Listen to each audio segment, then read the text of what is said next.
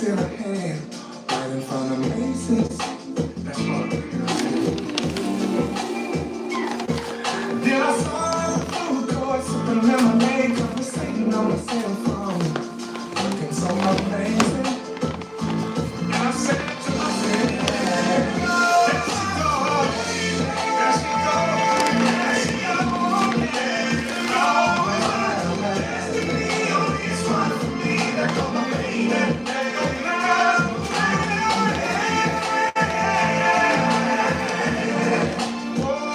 She gon' be the one, we gon' fall in love, we gonna have some babies. She gon' want my way, she gon' break my leg, take her to the cookout, take her to my mama's house. She never had done my cousin. I'll treat her like a queen, give her everything. She gon' be my girl till we old and gray. From the moment that I saw her, love, man.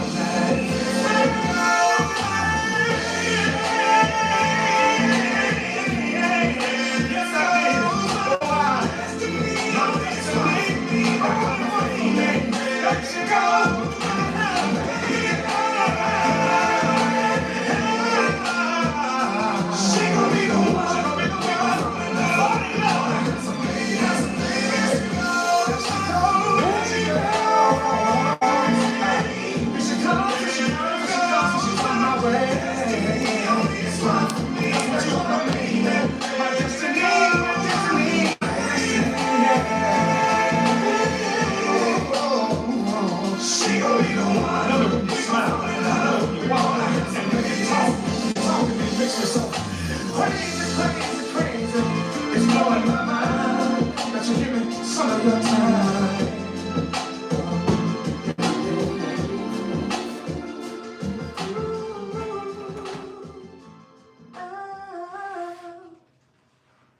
There's a woman, baby.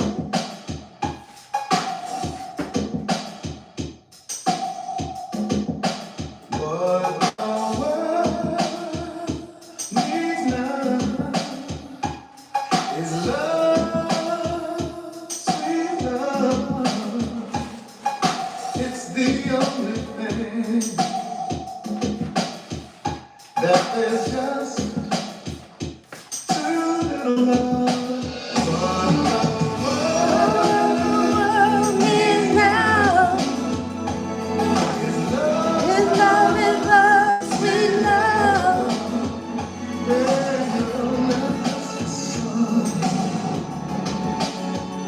But for everyone,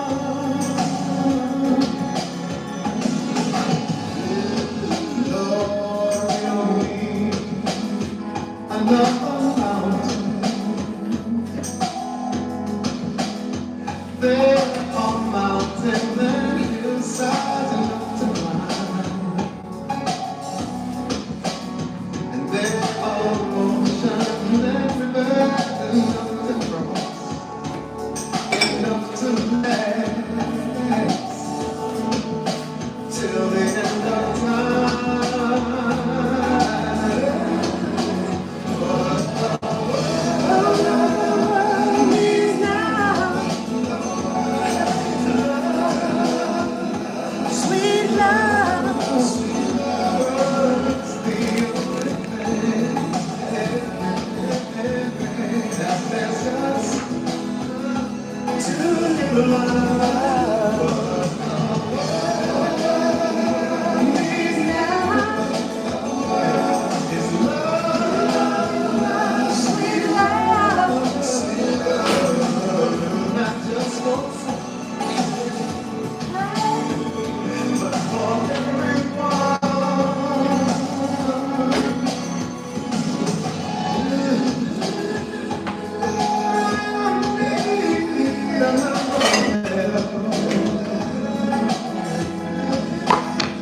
There are cornfields and wheat fields enough to grow,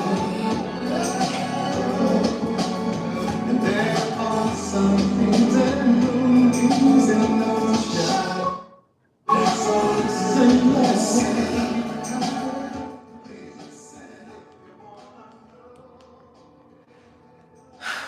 y'all, what's up? It's me. It is Everything Fresh and Sassy. How are you? I hope all is well with you. I do, mind, body, spirit, and in health.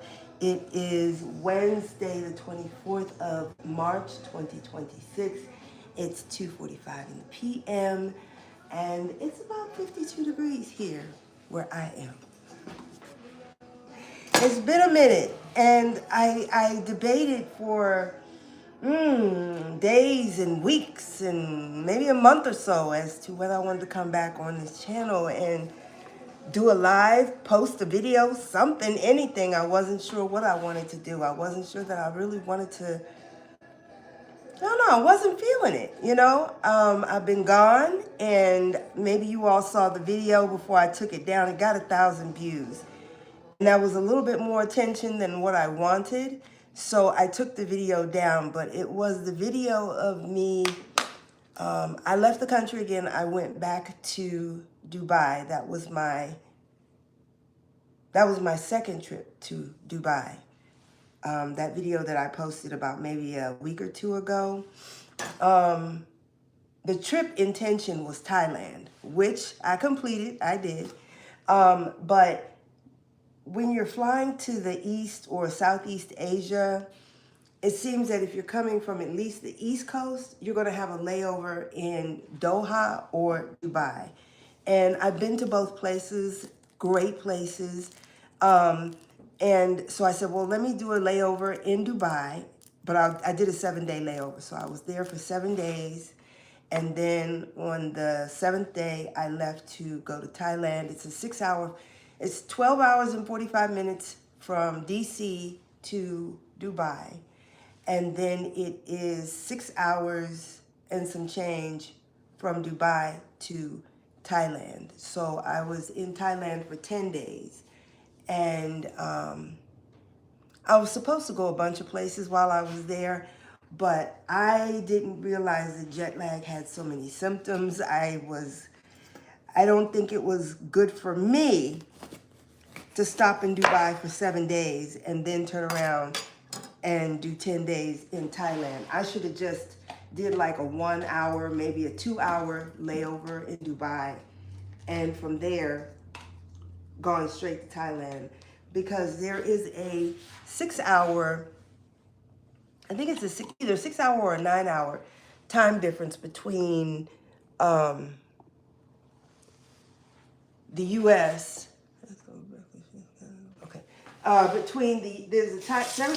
It's either a 6 hour or 9 hour time difference between the U.S. and Dubai. And then when you get to Thailand, there's a 12-hour difference between the East Coast and Dubai. So I did two different time zones, a 6 hour difference and then a 12-hour difference. And I got really sick. I couldn't get myself together in terms of time. I was walking to the 7-Eleven at 3 o'clock in the morning just to get water. I could have gone to the front desk with a machine downstairs and did that, but when it was time for me to sleep, I couldn't sleep. And during the day, I just couldn't get my act together to do some of the things that I wanted to do. I did just about everything.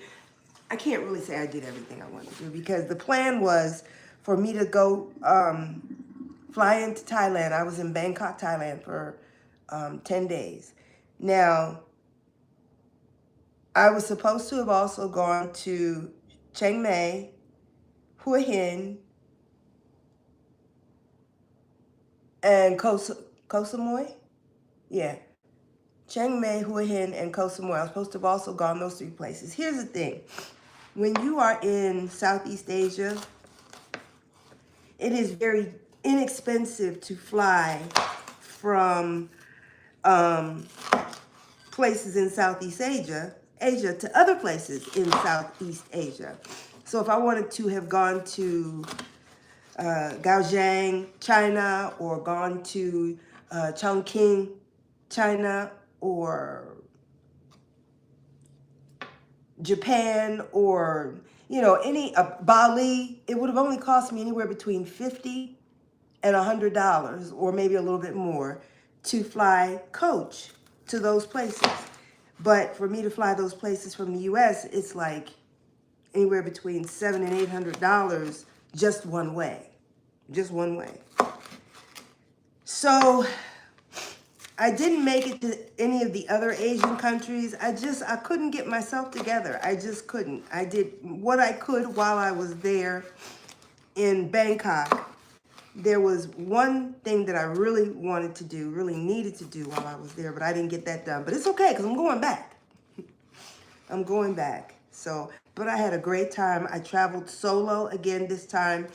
I had told my family back in October, or no, it was December, that I needed to get out of here because it's just, this cold weather is too much on me. I can't hang. I cannot hang. I am now an official child of the sun, and I need the sun. So I told my family, I said, look, we got to go somewhere in January. And they were supposed to be possibly shutting down the government again in January, which has an impact on, family members. And so no one really wanted to go anywhere in January because it was supposed to have been where they had just enough money to run the government through January 31st. So, for those affected, didn't want to go anywhere. And I understand. I understood. But I was hoping they would understand me and what I needed because this cold weather is too much for me. I can't hang. I can't hang. I just can't. So I told them I got to go somewhere. And I knew exactly where I wanted to go. And we made arrangements and off I went. So I had a good time traveling solo. I love traveling with my family, but I also like traveling solo. I have never done a travel group before because, sometimes I'm just in one of those moods where I don't want to do what I said I wanted to do today. I want to do something else. Or maybe I just want to sit here and contemplate my belly button for a while. Maybe I want to contemplate my belly button for the entire day. And so I don't want to go on an excursion. I know I just paid $100 for an excursion, but now I don't want to go. And so no one's mad at me because, we had to reschedule or whatever, and we didn't go when we said. So I like traveling solo for that reason. When I'm ready to get up and go, I can go. If I don't want to go, I can sit. And some days I just sat. Shoot. I just sat out in the sun. And I needed that. I needed that sun. I needed the warmth. I really, really did. So I was grateful. Very grateful. But a solo trip I took. And as I said, I spent 7 days in Dubai, 10 days in Thailand, Bangkok, Thailand. And then I spent another 7 days coming back home in Dubai. And out of those 7 days, I took 1 day to go to Abu Dhabi. And this was 2 weeks before I got back on February the 11th. And on February, I think it was either February 22nd or 24th, my son is texting me at 3 o'clock in the morning of what just happened. And, I think it kind of rattled him because I was just there. I was just there 11 days beforehand. So I was grateful that, I didn't get caught up in that. And everything, was cool and copacetic.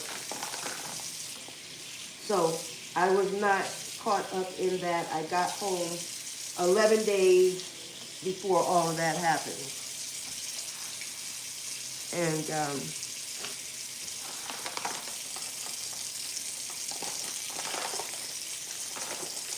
there's so much I want to say. There's so much I want to say. And that's part of why I haven't been on here. Because sometimes I get to talking and then I turn around and I'm like, darn, I think I better take that video down. You know, you just can't say what you want to say. You can't, and I think, you know, most of us know what time it is, what's what. So, like I said, there's so much I want to say, I can't say, I don't feel comfortable saying, I guess. But I had a great time. I had a great time. And I'm just hoping and praying that things just, you know, work out for everyone. Because everyone deserves peace. Everyone deserves safety, food, housing, to be able to earn a living and take care of your family. Everyone deserves that. So I just, you know, like I said, I hope everything works out sooner than later and works out for everyone involved.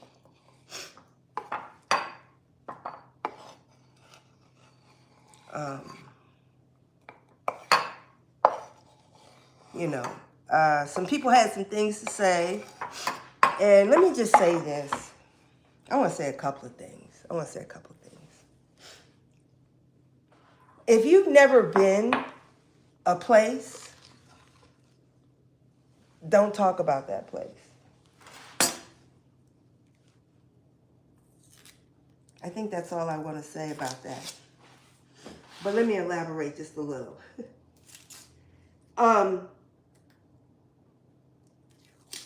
I never, because someone asked me when I went to Doha, what made me want to go to Doha? Well, I wasn't supposed to be going to Doha. I was supposed to have been going to Thailand. When I went to Doha, and I think, yeah, I have several videos on my channel from Doha. But anyway, I was supposed to be going to Thailand. And my son booked the ticket, and he was like, okay, well, we need to book the next leg of your ticket because this is just the layover price to stop in Doha. And I was like, what? I said, I thought that was the whole price. And he was like, no. No, it wasn't the layover price. It was the price for just flying from DC, an hour layover in Doha, and then go to Thailand. But it did not include the price of coming back home. So I was like, what do you mean that doesn't include the price? I'm like, what are we paying here, you know? So I was like, look, I didn't want him to cancel the reservation. I didn't want to get charged extra money for making changes to the reservation. I just said, look, just leave me in Doha for 10 days and I will just vacation there. And so still, someone would ask, well, what made you pick Doha? I didn't pick it. It kind of picked me. I ended up in Doha because I didn't realize the ticket was going to be as expensive as it was for round trip. And I didn't want to cancel, and I didn't want to make a change because changes and cancellations can cost you money. So, I need to go, hold on. So, I just said, meet me there in Doha for 10 days, and that'll be my vacation. And then my husband and I wanted to celebrate our 39th wedding anniversary, and I wanted to go out the country. And I said, well, you know, let's go to Dubai. Actually, no, we weren't supposed to go to Dubai. We were supposed to be going someplace else. I can't tell you where that place is until I actually go. And I made a reservation at the wrong place. The name of the place where I wanted to stay was the name of a country in... See, I can't even tell you that. Anyway, it was confusing because of the name of the place I wanted to stay, and I thought I was actually going to be in a particular country, and I wasn't. That was just the name of the street. The name of the street was the name of a country.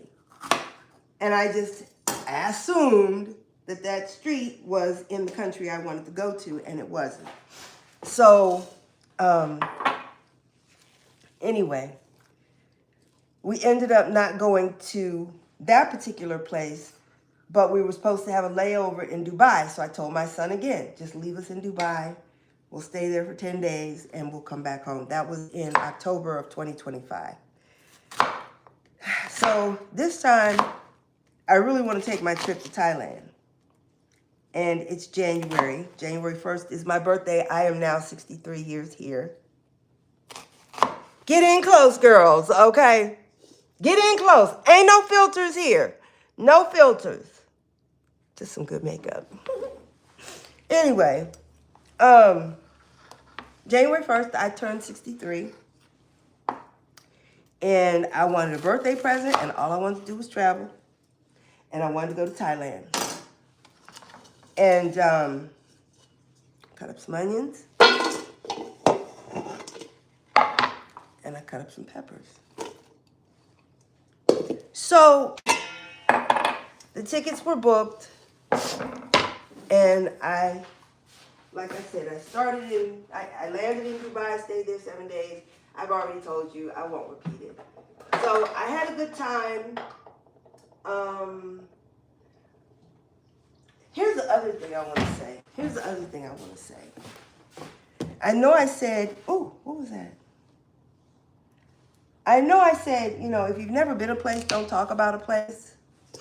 If you've never actually experienced the people, don't talk about people. And as melanated people, we of all people have no business passing judgment on anybody based on something that we heard.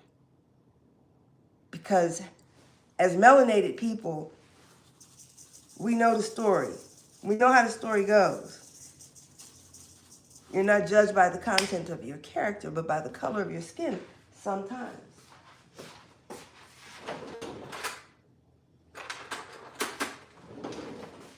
All I can say is,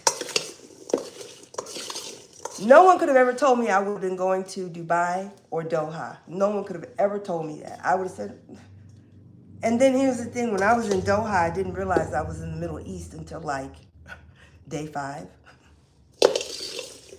I was like, Doha, And I looked at the map and I'm like, I'm in the Middle East. It's nice. When they tell you it's safe, it's safe. I walked to the store. I got videos of me walking to the store at 11 o'clock, 12 o'clock, 1 o'clock at night.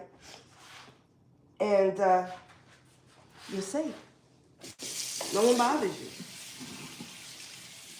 I think I felt more safe in Doha than I did in Dubai this time. When I was there with my husband, oh my goodness, people were falling all over us. Yes, madame. Baba, come have a seat, Baba. Baba, sit here.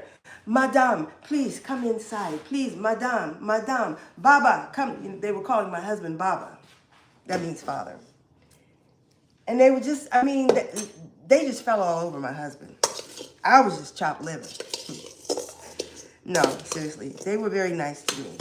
And it's like, since I have been to Dubai, since I have been to Thailand, especially Dubai, I think I'm a little bit jaded now because it's like, I don't want to use a public bath. I don't like using public bathrooms here in the States, period.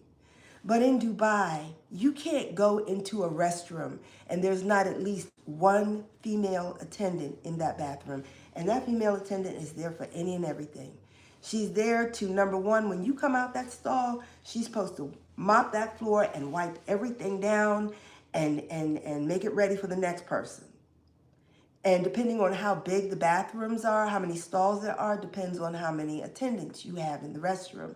And I'm talking about this crystal hanging from the ceiling. There's hand-blown glass hanging from the ceiling. There are paintings, in the stalls, and marble and tiles and mosaics, and oh my gosh.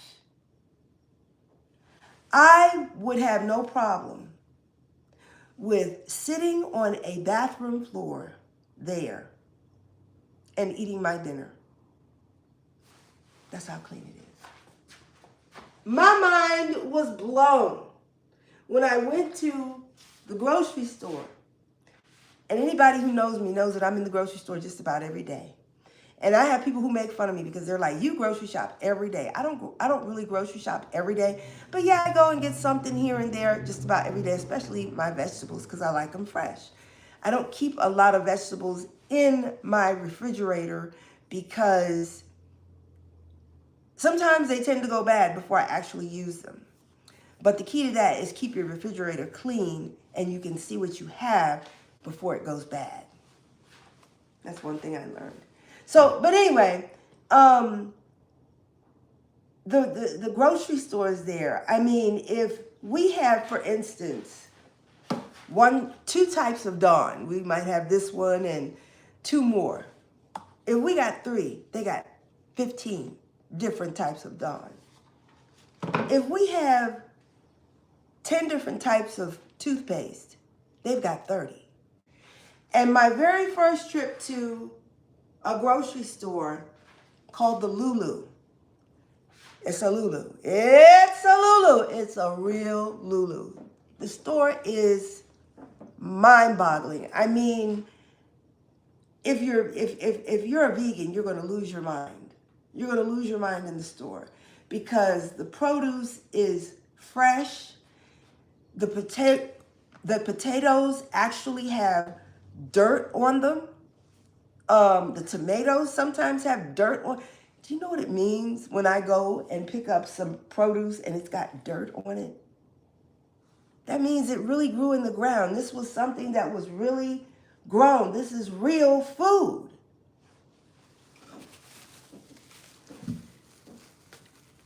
They have such a selection at the grocery store that my first trip to the grocery store, I left.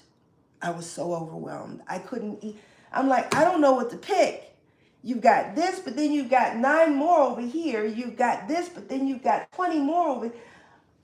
I just went home. Me. Left the grocery store empty-handed. Me. Yeah. Have you ever had a Korean sweet potato before? This is a Korean sweet potato. I'm going to show you how to make this bad boy. It's red skinned on the outside, okay? On the inside, it's white. I would not eat these because they were so sweet. It was just too much sugar. I couldn't do it. But for some reason, I guess because I haven't done table sugar since 2021, I think it was. I haven't done any type of sweetener since 2022 because I was doing monk fruit for a little bit, but it had erythritol in it, and I don't like the way it makes my stomach feel. So I just make things sweet. So I cook my sweet potatoes until they're really sweet. I cook my bananas and blueberries until they're caramelized. The blueberries turned it dark. Until they're caramelized and the bananas are really sweet. I can't do oatmeal anymore. I can't do any grains. It makes me sick.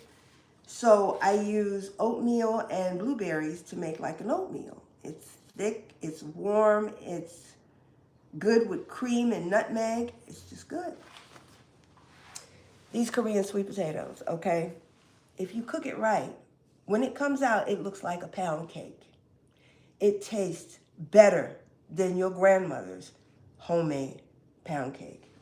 It's sweeter than your grandma's homemade pound cake. So what you do with these sweet potatoes is you just wash them and you just rub the skin with your hand. Do not use a brush. You don't need a paper towel. Just use your hand, because what happens is you end up bruising the skin, and then the skin comes out kind of brown or black or gray. So you just want to rub it with your hand, like so. I got 2. I shouldn't cook 2 because these sweet potatoes are so sweet, you don't need that much. And these are not the type of sweet potatoes you eat every day. Okay? They are much sweeter than the orange sweet potato or yam. So I washed it. I cut off one little end there. One end there, okay?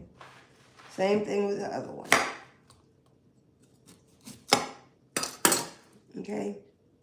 I'm going to put these in my air fryer for 1 hour. Where's the other pan?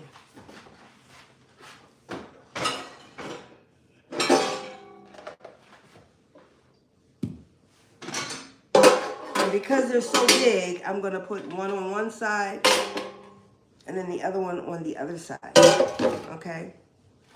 Oh, and the other thing is, if they're really big like this, it's good to score it all the way around. So you just take your knife and just score it a little bit. Not too deep, just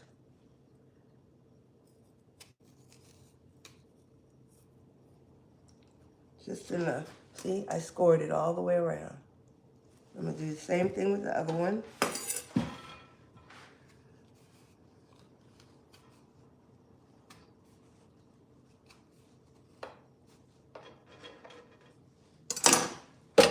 Okay. And like I said, I'm gonna take these and put them into my air fryer. Oh my goodness.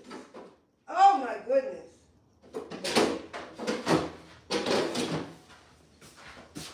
Oh my goodness, you fell face first. Are you okay? Oh my goodness, I'm so sorry. I'm so sorry. All right. I had my phone plugged. Oh, I broke a leg off of my tripod. This is the second tripod I have broken, and I haven't even used this one that much. Doggone it.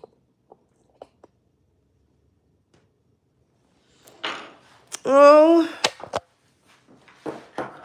that one kind of cost me a little bit of money. Oh, hold on.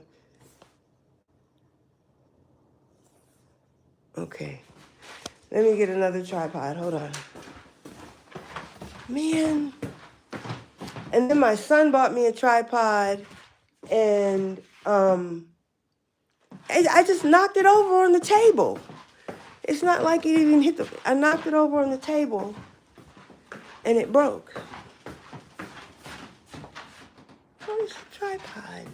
I don't want that one. Oh, here's one. I got one. Not the one I want, but glad I got another one. Okay, so I'll put you right there. And this one is real secure. And then I got the yams, or these Korean sweet potatoes in the air fryer.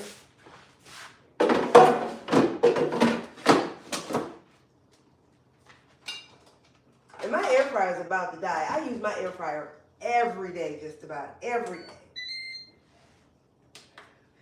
Cook, bake, 1 hour. Start.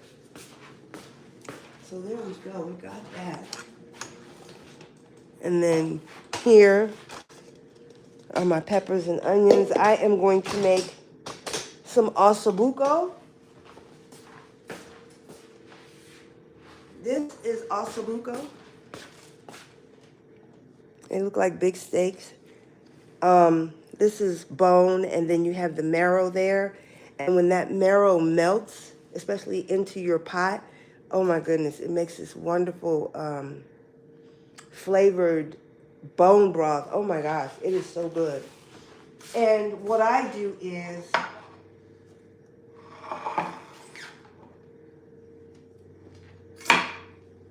I take some onions and some peppers. I think I've got some celery I might add to it.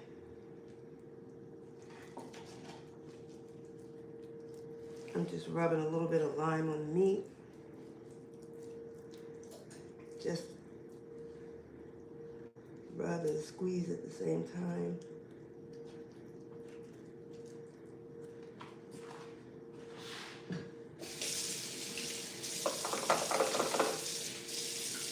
And I'm just gonna salt and pepper it. Sometimes I just do salt and pepper. Sometimes I do everything.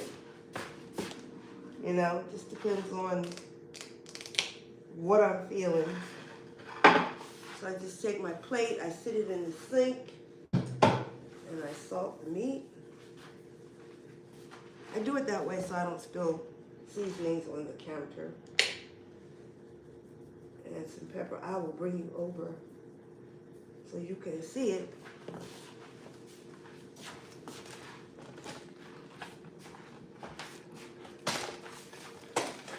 I just put salt and pepper. Uh-oh, you can't see. Hold on. I'll hold it up because this gimbal is a little finicky. If I mess around with it too much. Oh, hold on. Okay, just want to make sure I hadn't missed any comments. If I mess around with it too much, it just kind of doesn't want to stay up anymore. It'll go to sleep on me. So, but anyway, Dubai is a great place. Doha was a great place. Thailand, Bangkok, Thailand was wild, boy. Bangkok, y'all a wild boy. Y'all a wild boy. Y'all are wild. Y'all wild. Y'all are wild. But what I was saying about being there with my husband back in October, you know, everyone was very respectful, very kind, you know, just really nice. But it was a little different coming back to Dubai, and this time coming by myself. You know, I think people kind of look at you, especially if you're a woman, and you're in Dubai and you're by yourself, and it's like, okay, what are you doing here? Well, how do you have money to be here and be here by yourself? What is that about? You know, that's kind of how they look at you. And that's why when I was there, I don't just take it for how I say it. I don't mean anything by it. But when I was there, I dressed like an old woman. I'm not saying that normally I don't dress my age. I always dress my age. But I dressed like an old woman. I don't know how else to say. Let me say it this way. I dressed very conservatively. I had 3 abayas. One that's just plain black in a very flat kind of gold color, and then I have one that's a little more dressier. It's black, but it's got this gold threading stitched into it. It's really pretty. And then I have just a regular plain black one. So I always wore my abaya when I went out, most of the time. But if I didn't wear my abaya, you know, I always made sure that my shoulders were covered, my knees were covered, and of course, no cleavage was showing. And what I want to say is, when you are in another country, before you go to that country, learn something about the customs, what's going to be expected of you, and stick to that. It's like you don't go to someone's house. For instance, the first thing I do when I come in the house is I pull off my shoes and I pull off my bra. Okay? Now, can I go to someone's house and do that? Depends on how close we are. But for me to be within polite company, let's say, and for me to just walk into somebody's house and pull my shoes off and don't even ask if I can take my shoes off. Because there are some people who don't want you walking barefoot in their home. They might give you some footies. They'll say, oh, hold on, before you take your shoes off, let me give you some footies. Because you might have something on them feet because they smell and look like you got some webs in between them toes, okay? You know, but yeah, it was kind of embarrassing to see people from the West in the Middle East dressed like harlots. I can't put it no other way. And you can try it if you want to over there. Some people, they'll let them get away with it. I don't want to say they let them get away with it. I think maybe they just hadn't seen it. I don't know. But I did see them pull one young lady to the side, and she had to leave the mall. because she was definitely inappropriately dressed. You can try it if you want. And depending on your infraction, they will either deport you, tell you to go home and change, or, it's up to them. But I think it's terrible when we know that, the dress is conservative and we show up, or some people show up, not we, because I ain't a part of that. But people show up dressed like harlots. And then you make it bad for everybody else, and then you got people looking at us saying, oh, she must have got flued out. She's here by herself. She must be one of them girls. One of those models, right? And I kind of got that a couple of days that I was there. I mean, people were like, it was like one or two people, that kind of side-eyed me. And I'm like, I know I look like I'm somebody's granny, because I'm working hard to make sure that I do look like I'm somebody's granny. I'm not over here trying to disrespect anybody or disrespect your customs and your cultures. And if you can't stick with the customs and the cultures of that country, you shouldn't go. You should find someplace else to go. There's always that one person that wants to push the envelope, that wants to, there are women who feel like that they have to lead with their sexuality. They have to have their ass be seen before someone even knows whether they got anything up here or not. Oh no, look at my boobs first. Look at my butt. Look. I'm coming in the room, but look at my butt first. Don't worry about whether I'm smart. Don't worry about whether I'm a nice person or not. Just look at I want you to see my butt really bad. So I'm going to wear tight fitted clothes. I've been spoken to by the elders in the community. I've been spoken to by the women that live in the village, and they have told me that, tight clothes are not acceptable here. This is not the way we dress here. And yet you continue, or I didn't mean to say I, because I wouldn't do that, but yet people continue to disrespect the community, disrespect the culture, and then wonder why they have such a hard time living or visiting someplace, because there are people who just won't respect the culture. It's so very rude to walk into somebody else's home and just do what you want to do because that's what you want to do. If you want to do what you want to do, stay home or go someplace else where you can let it all hang out.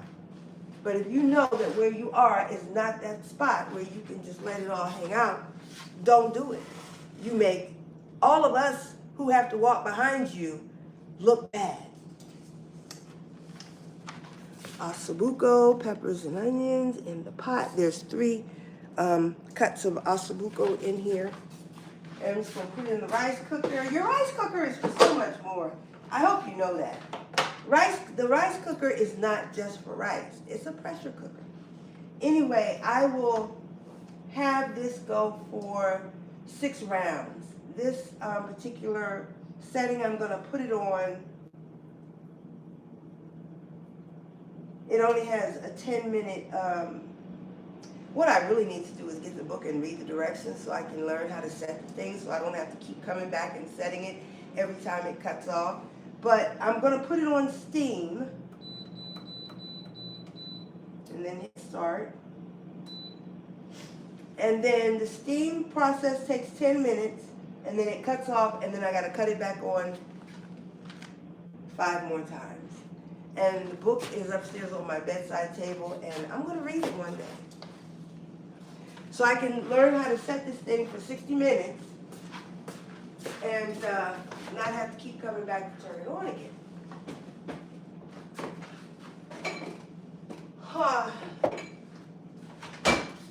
But yeah, I had a good time in Dubai, had a good time in Thailand, I had a couple of things happen, but you know, it's just all a part of the trip. It's all a part of the journey, and it's a story to tell. I want to come back and tell the story about how I had to rent a car in Dubai, and they wanted to charge me, I think it was 2,000 AED to rent a car, and I think that's like $840. And I said, oh, that much, huh? I said, well, that's okay, I'll call someone else. Anyway, by the time it was all said and done, I only ended up paying 900 AED, which works out to be $250 to rent a car for one day. That's still expensive, but it was an expensive car. But I'll share that at another time, because you have to see the text messages that went back and forth on WhatsApp. I mean, these people just, I don't know if they thought that I was just some dumb woman by herself who didn't know anything, and they were going to take advantage of me. And then the man jumped at me like he was going to hit me, you know, and then he tried to get me to get in his car. And well, I'm not getting in your car. I got that on video. It was wild. And he was a little tea sandwich of a man, right? I'm 5'7". He must have been like 5'4". And he got mad because I didn't understand what he was saying. He wanted me to give him 50 dirhams for gas. And he just kept saying, I need gas money, I need gas money. And I'm like, gas money? I said, you all told me I would have 300 kilometers and I only used like 200 kilometers. So, but apparently the contract said that I was supposed to fill the tank back up. No problem. But it was just the way he was talking at me and yelling at me, and he kept walking around and looking at the car. And I'm like, what? I don't know what you're looking for, because there's no damage to the car. I said, here's the video that I took. I wanted him to know. I took a video. Top to bottom, left to right, front to back, panel to panel. I videoed that car. So if there was a scratch on it, I didn't put it. It was already there. So anyway, it's a long story. I'll tell you about it in another video. But they thought they had one, but they didn't. They didn't. And then I had really nice accommodations while I was there. When I went to Dubai for the first leg, I had a studio apartment, but it just wasn't going to cut it. So I asked them if they would upgrade me, and they did. And it cost me, that cost me 50 dirham. 50 dirham for each night for the upgrade, which is what, $11? So they upgraded me for $22. Well, actually not $22, $11 per night times 7. No big deal. So I got a 1-bedroom apartment, very nice. The first apartment didn't have a view. It had this metal mesh and iron girders in front of the window. I showed it in the video, but like I said, I took the video down. I'm not seeking to grow my channel. I'm not seeking to have a lot of people come to my channel. I have a following of about maybe 35 people. I have 6,000 subscribers, and I'm not trying to grow. I don't want a lot of attention. And when that video reached 1,000 views, I was like, oh my gosh, what is happening? Why are so many people watching this video? And I guess just because it said Dubai and what's going on, people just wanted to see what I had posted, you know. Was I stuck in Dubai? Was I at the airport? And, you know, was I in the garage in the shelter? The answer was no, no, and no, and no. Because as I said, I left Dubai 11 days before that happened. And it was weird too, because when I went to Doha, 2 hours after I left Doha, an explosive went off in Doha 2 hours after I left. And that was back in September of 2025. And Doha and Dubai have been very safe from any type of military or war activity for years. So when all of this started happening, you know, a lot of people were just kind of stunned as to what was happening. And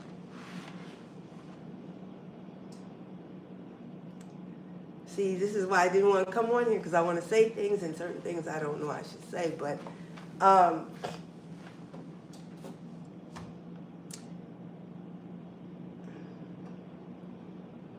just when you watch those news reports, watch and listen carefully. Watch and listen carefully, because I'm watching as it was happening, and I was like, oh, that's such and such place. Oh, okay. And I saw it was on fire.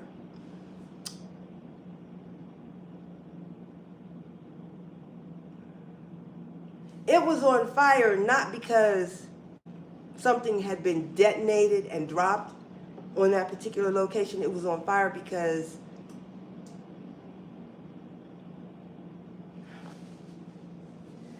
the story is something was launched,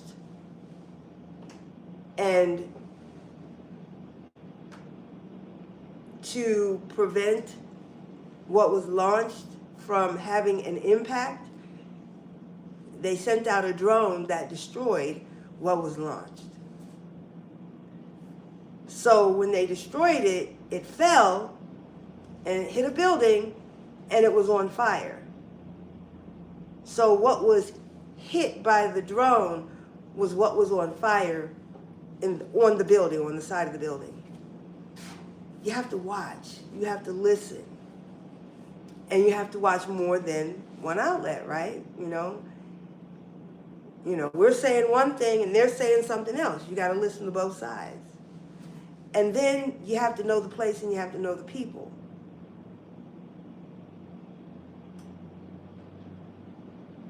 I'm going to say this, and I guess that's about all I'm going to say, because I'm saying more than I should. But if someone had told me I was going to the Middle East for anything, I would have said, no, I'm not. I have no reason to go to the Middle East. Go to the Middle East for what? You know? It's a desert. It's dry. It's hot. And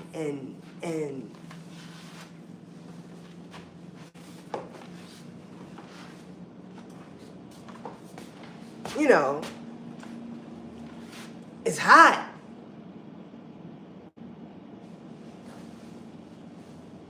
And it's people crowded into an apartment trying to get food and find food. And when I got there, it was just the opposite, you know? The abundance of what they have there is just is mind-blowing. Their science is mind-blowing. Their infrastructure, their architecture is mind-blowing. And I'm like, wait a minute. I thought they were living in a third world country.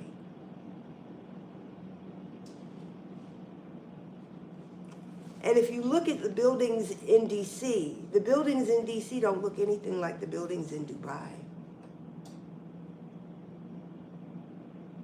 I didn't even know they could make a building look like that without it falling down.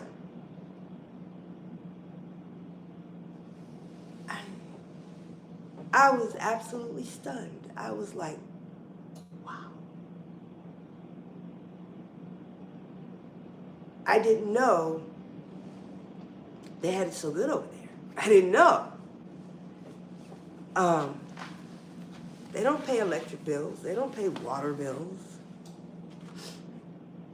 When a woman and a man get married, or when a man and a woman get married, once she has her first baby, the loan on their house is forgiven. She gets a salary for having a baby, and for each baby.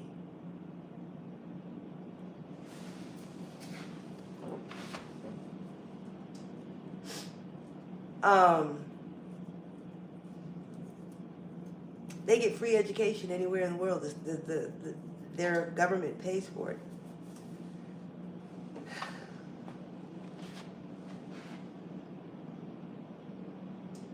And there are a lot of people there from the Philippines. There are a lot of people there from all over the world. A lot of Filipino people live in Dubai. I was like, why y'all leave the Philippines? What's you know? I mean, I remember Imelda Marcos and her husband, but that was the 80s. My mind was completely blown. My mouth was, and I'm like, wait a minute, who's living in the third world country? The cars that they have over there, we don't have those kind of cars here. We don't. I don't think I saw a car that was older than 2 years old on the roadway in Dubai. In Doha, everybody drives a white car. Everyone owns a white car. Very few people have any other color car. Everyone has a white car in Dubai. I mean, in Doha. But I was just amazed at, like I said, the infrastructure, the architecture. You know, if I want to get on the subway train and I don't want to be around a bunch of men, I can go. There's a car just for me. For women and children only. If you don't want to be around men, you know, because see, here in D.C. we have the metro and it's nasty, okay?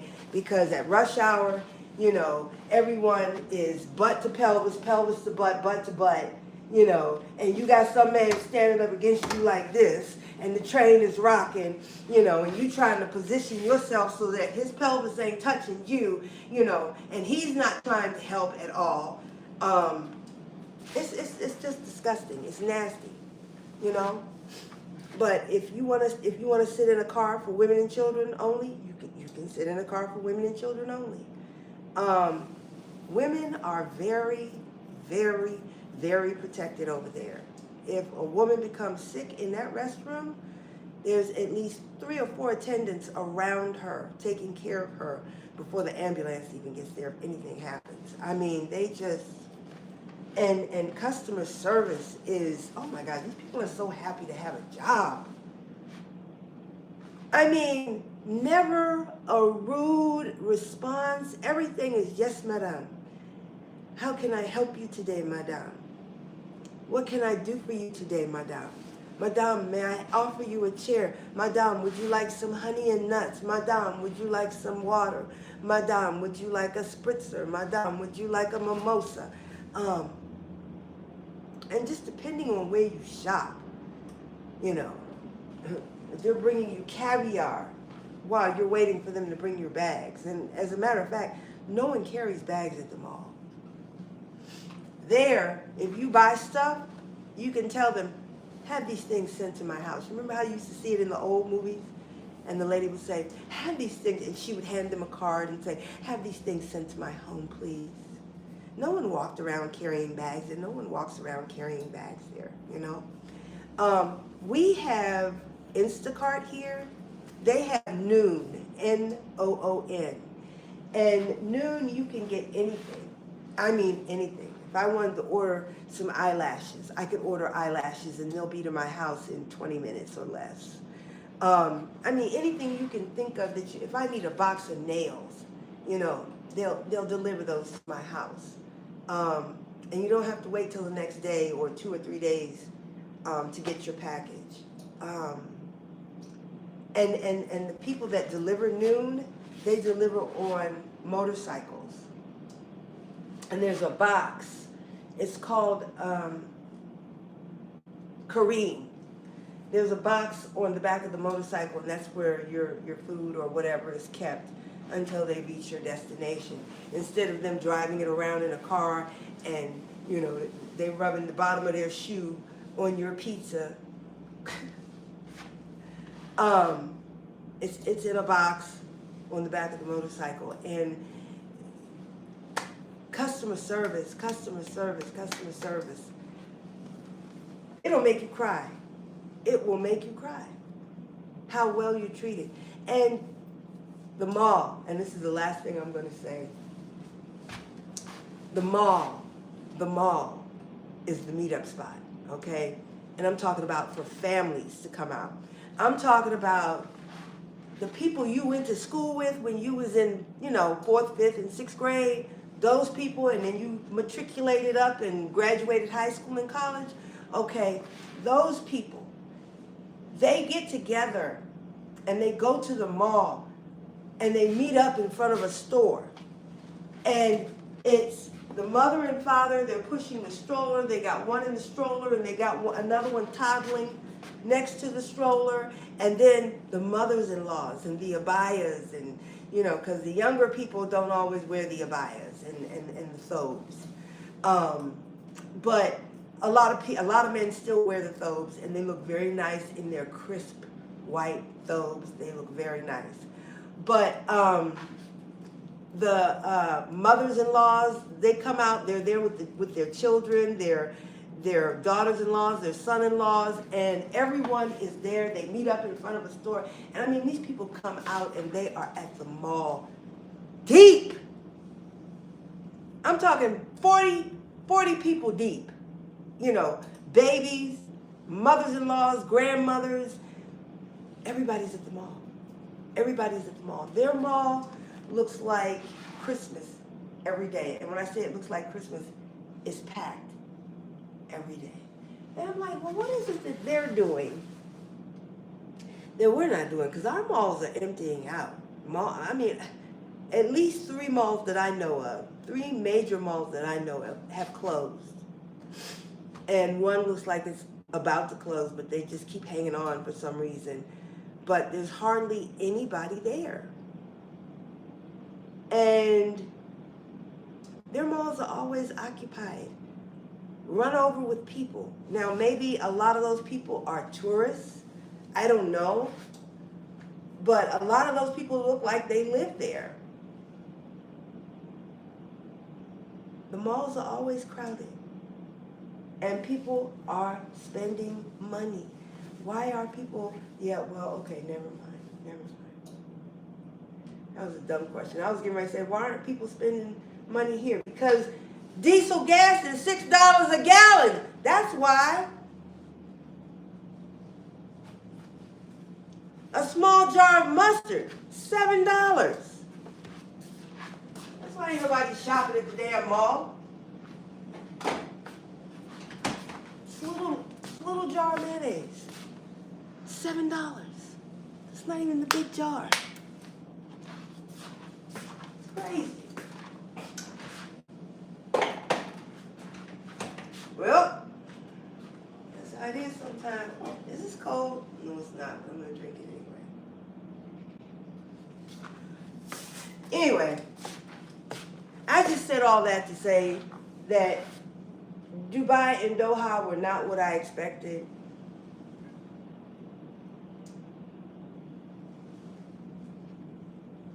I really thought it was going to be kind of third world country living,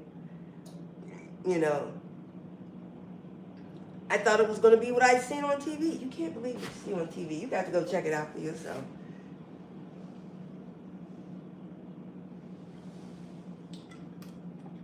Now, I've heard some things about Dubai, and I've heard some things about some things that have happened in Dubai, but look, if that's what they went for, they signed up for it. And I'm sick and tired of people signing up for the deed and then mad because somebody lost their bowels or something. Take that any way you want. If you've heard the stories, you know. If you haven't, don't worry about it. But, if that's what you signed up for, but I don't have to worry about stuff like that because I don't sign up for stuff like that. If I'm there by myself or I'm with my family. So, but I've heard the stories about that and workers, and I've heard it all.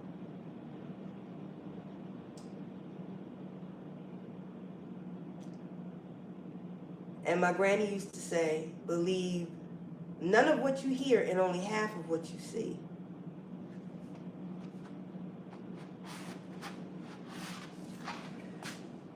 Going to those 2 places, Doha and Dubai, was a pleasant surprise. Going to Thailand, I was also pleasantly surprised. And I enjoyed myself in Thailand. Sawadee ka. Sawadee ka, sawadee ka. When those people greet you in Thailand and they say sawadee ka, they mean that. They mean it. They really, really mean it. Sawadee ka. I mean, these people bend not from the waist, but from the hips. Sawadee ka. Sawadee ka. They really mean it. Hapkun ka. Hapkun ka.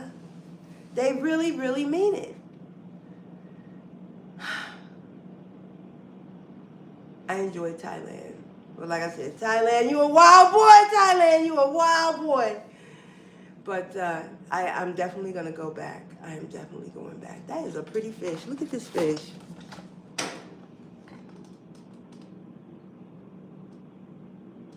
Nature Relaxation Films. This is YouTube I'm watching.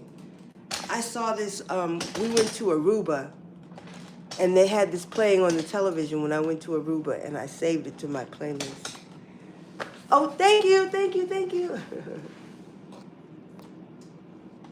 Okay. So, but anyway, what was I gonna say? Okay, that's the first cycle, just ended, then it started again. Cancel.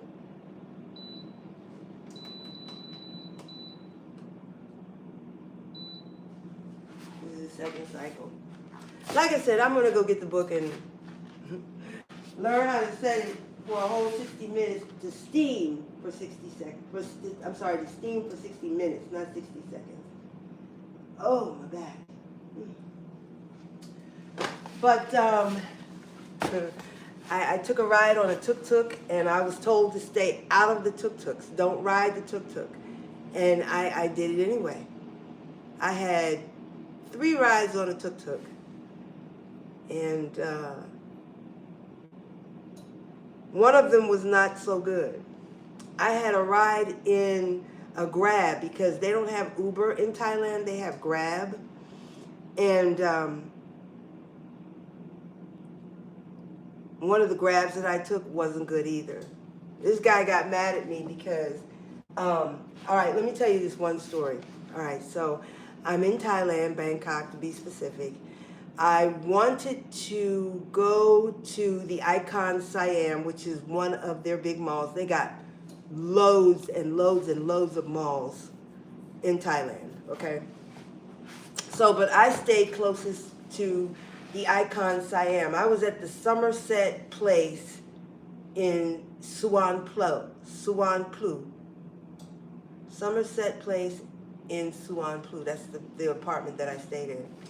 So I wanted to go from there to the Icon Siam. I ordered on my phone a Grab. Now, when I first came to Thailand, I guess I didn't set up my Grab right because I didn't set up my debit card on my Grab. So when the person dropped me off, I asked them how much it was. They told me, and I was like, do you take debit? And they were like, no, you have to pay cash. And they didn't speak a lot of English, but he was just saying, since you didn't sign up with your debit card when you signed up, you have to pay cash now. And I was like, okay, but I had Thai baht, so I was okay. But anyway, I wanted to go to the Icon Siam, and we're about maybe 7 minutes away. And I asked the guy, I said, how much is the ride going to be? Because it tells you how much it's going to be. But I didn't have my phone open, and I just wanted to, take a quick glance in my purse and make sure that I had enough cash with me to pay him. So he said it was going to be 80 baht. And I was like, oh, okay. I think he said 80 baht. I had 1,000 baht in my purse, right? So I was good. No. Yeah. He said it was going to be 80 baht, and I had 1,000 baht in my purse. I was good. However, I needed change. And I asked him, I said, do you have change? And I held up 1,000 baht. Because when you go to the ATM, that's the smallest denomination you can get is 1,000 baht, which is like $36. So I said, do you have change? And he said, oh, no, I don't have change. I said, well, can you take me to 7-Eleven? There's a 7-Eleven on every corner just about in Thailand. He said, yeah, I'll take you to 7-Eleven. So we're driving, and we passed a 7-Eleven. And I'm like, sorry, you just passed the 7-Eleven. He said, I'm not going to that one. I was like, oh, okay. I said, well, I need to go to 7-Eleven so I can get change. So then we pass another 7-Eleven. We're coming up to the 7-Eleven. I was like, sir, can you stop here at this one? He says, no, I'm going to the gas station. I need to get gas. I'm thinking to myself, what that got to do with me? But okay, because I don't want us to run out of gas, but you should have really did that before you picked up your next passenger. But anyway, he pulls into the gas station and he says, give me the money, I'll go get change. I said, no, that's okay. I said, I'm gonna go inside. I want to get some water because I didn't bring any water with me, and I gotta have water wherever I go. So he was like, no, I'll go get change. I said, no, really, it's okay. I said, I have to go in. I said, because I want to get a bottle of water. He said, ma'am, give me the money. I'll go get change. I have to get gas. I'm like, one don't have nothing to do with the other. The fact that you need to go get gas has nothing to do with me, because you should have gotten your gas before you picked up your next passenger. You don't do that while you're taking me around, because you have a certain amount of time to get me to where I'm supposed to be at. And if it goes beyond that, Uber, Careem, and Grab are going to call me and say, we noticed you're not at your destination yet. Are you okay? And if you're not okay, do you want us to call the police? Okay? So, you're making a stop outside of where I'm supposed to be going. And he got mad and he said, black N-word. I said to him, what did you say? And he said, no. I guess, I don't know if he slipped, and I don't know. But now he's trying to take it back and say, no. I'm like, what are you saying no for? I heard what you said. Okay? So I said, open this door and let me out. Because, you know, they lock the doors. I said, open the door and let me out. He let me out. I went into the store. I got my water. I got the change. I gave him the $8. It was 8 baht 40 something. So I gave him 9 baht. I took a picture. I opened the car door. I put the money on the seat. And I took a picture of the money on the seat. And then I walked away from the car. And he's parked where you are. And I walked over here. And I stood here trying to get another Grab on my phone. So he just kept sitting there. And he was like, ma'am, I take you. I said, no, you're not taking me anywhere. I said, you can go. I said, I gave you your money. So he's just sitting there. And I don't know why he was sitting there. So I walked off and I went around the block. And then I saw the police coming. And I'm like, I know he's not sitting there reporting me. I paid him. And I paid him after what he said to me. So I walked around the block and I waved down a taxi cab, which was kind of difficult because, I don't know, maybe I wasn't doing it right, but I was doing this. But most people there, they don't flag down taxis. They usually use their phone to either get a Grab or a motorcycle. Motorcycles are everywhere in Thailand. Everybody and their mama has a motorcycle. Everyone. So, but anyway, I went around the corner, I waved down a taxi, and I went to the Icon Siam and got my groceries, and because that's where I bought all of my groceries at. They have a store there, I forget what the store is called, but it's a big gourmet store. They have everything, and it's just so pretty, and everything is packaged so nice and neatly, and it's just really nice. So that's where I did my grocery shopping at, because you know, wherever I go, I cook my own food. Every now and then I will eat out. I did eat out at this one restaurant in the Icon Siam. I ate there twice. I'm going to put those videos up and just give me some more time. It just, I hate editing. I do. And I try to just make sure I'm shooting what I want to put on screen so that I don't have to do a lot of editing, but for some reason I always end up with some fluff on there that needs to be deleted and cut, and I don't like to edit, I just don't. So give me some time and I'll put up some videos from Thailand. I went to the Wat Arun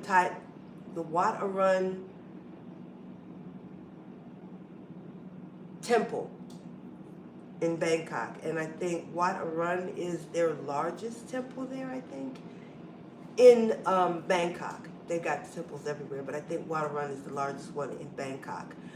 But I went there, and a few other places. But like I said, I'll try to post where I went, what I did. You know, I got some other things I'm trying to work on. You know, I'm loving traveling, and I'm looking at going some other places too. So we'll see. We will see. So my food is smelling really good, but it's gonna be a while before it's done. I wanted to show you these. There's 17 minutes left on the sweet potato that I just showed you, and that was a Korean sweet potato. And they are extremely, extremely sweet. You don't need to put any butter. You definitely don't need to put any sugar. If you put sugar on this sweet potato, either you didn't cook it right, or you're looking to have some type of sugar episode, some type of sugar fit, because those sweet potatoes are just really, really sweet. And if you cook them just right, they cook up with a golden brown to the flesh on the out after you peel the skin off. After you peel the skin off, the sweet potato is going to be this golden brown pound cake color on the outside. And then when you cut into it or bite into it, the inside is this beautiful golden, like pound cake color. Oh my gosh. Oh my gosh. And what I do is, I'm so bad. I am so bad. This is how I get my sugar. This is how I get my sugar fix, because I don't get table sugar. I get no sugar whatsoever. I don't eat cakes, pies, cookies. I don't eat any kind of grains or rice or none of that. I might do a white potato like once every quarter. But what I do is, when I make those Korean sweet potatoes, this is all I need right here. Some heavy whipping cream and some nutmeg. That's all it takes. And I either cut up the sweet potato, I gotta make a phone call. But anyway, I cut up the sweet potato, or I mash it up, and I just take the heavy whipping cream and I pour it on top. I don't mix it together. I just pour it on top, make sure it's nice and cold, sprinkle on a little nutmeg, and oh, honey, oh, baby, oh my goodness. You talking about good. Such a treat. And I could eat a whole one of those twice a day. I could. But I can't get in trouble like that. I cannot. So I'll eat half of maybe one of those and try not to eat the rest of it. But they're very, very, very, very sweet. Excuse me 1 second.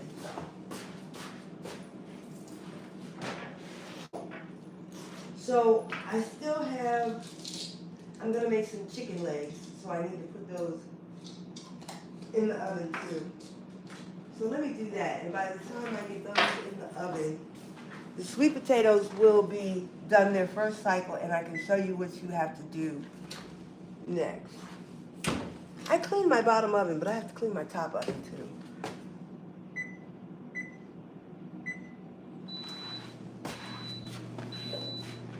What's beeping? Oh. Alrighty? Okay. Now we're going for the third round. I'll let you take a peek at it so you can see what it looks like. I don't think it's juiced up yet.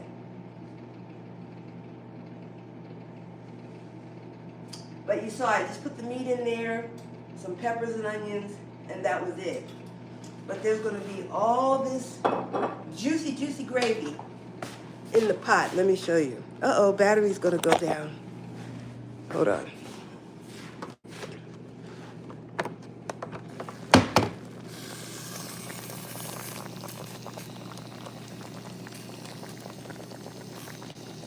That's what it looks like. And when it's ready, see the bone? The bone will just slide right out.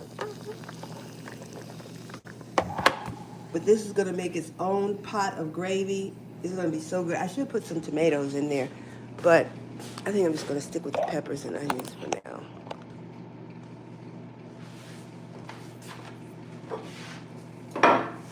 I got collard greens that I need to cook as well, but I need to cook the collard greens in the pot with the ossobuco,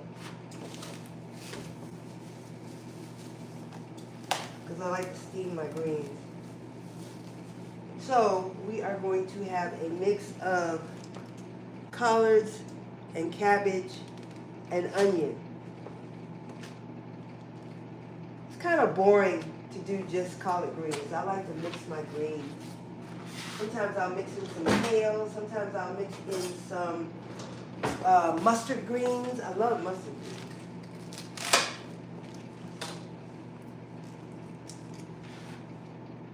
And with my greens, I just cut off about that much, about an inch.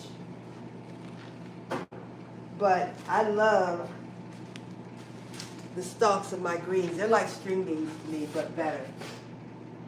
I don't really care for string beans that much anymore because I don't know what they're doing to the string beans, but it's like luck of the draw or something like that, because sometimes they just don't taste good. They just taste spoiled or something. So I don't buy string beans anymore. I just keep the stalks from the collard greens, and those are string beans for me, and I love them. I love them, I love them, I love them. My collard greens wilted just a little bit, so I'm going to put them down in some water. Then I'll fluff back up. So, cut the butt off the cabbage. And then I cut this heart out right here, that little triangle.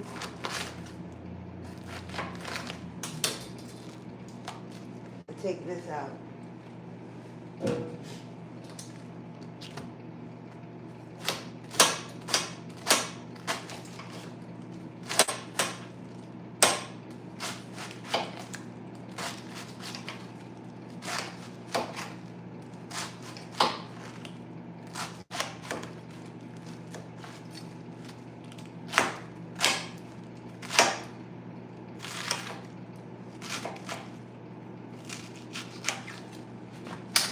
Let me put you all down here so maybe you can see what I'm doing. Because sometimes when I'm doing my videos, I don't want to talk. I just want to do what I'm doing. You know what I'm saying?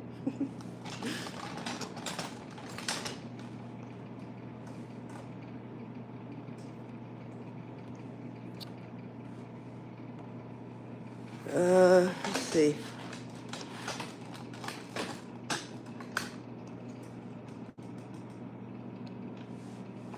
That's good. There we go.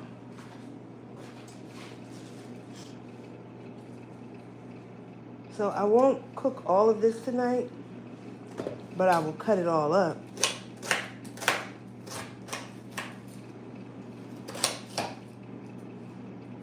I'll take half of it and cook it tonight. I'll take the rest of it and put it in a Ziploc bag after it's been seasoned, and then I can cook it tomorrow if I need to cook it for tomorrow's dinner for Sabbath.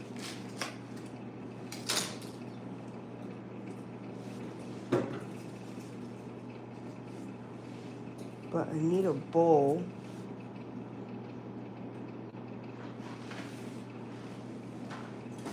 To wash my greens in. The big one is in use. I'll have to find another one. And I need more onions to go into the cabbage and collard greens.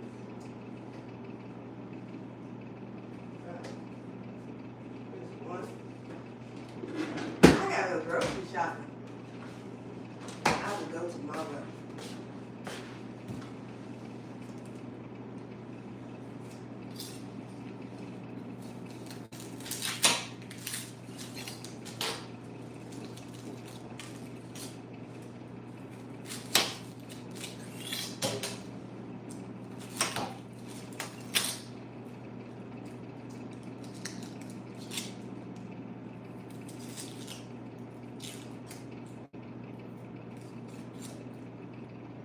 I miss my buddy, Miss Stop, Drop, and Roll On. I haven't seen her in so long. I hope she's okay. And then Queen, I Know Who I Am. If y'all have not been to Queen, I Know Who I Am channel, go check her channel out. I mean, she be having some good ideas for meals, home-cooked meals and food and stuff like that. And then she does her little fireside chats. Queen, I Know Who I Am. QUEENIKNOWIAM. All one word.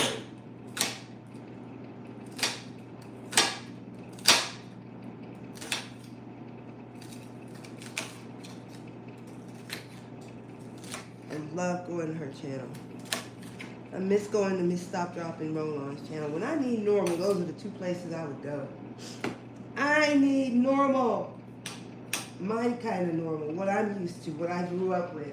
That's what I mean when I say normal. What I'm used to, what I'm accustomed to. I go to their channels and I can get my normal on.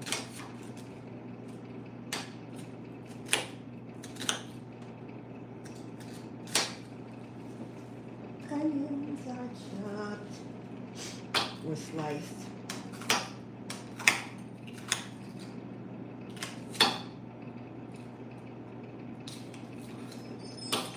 There we go. 6 minutes left on those sweet potatoes over there. And I'm going to show you what we're going to do. I need to get a bowl of water for the sweet potatoes.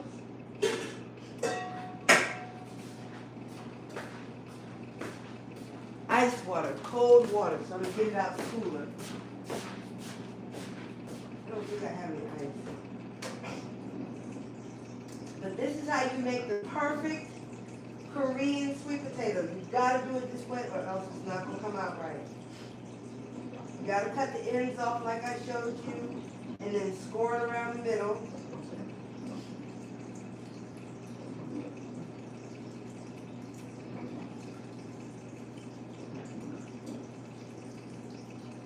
And I'm getting some cold water from the cooler. And I might have some ice. I have to check and see. It's good if you have ice to put in there too. And you don't want to waste this water. So I got some water there. I'm going to see if I have some ice to put in there.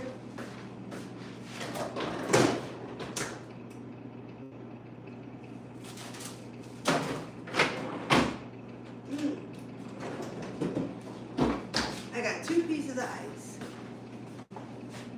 I will put these in there. Well, at least a half ice cube there.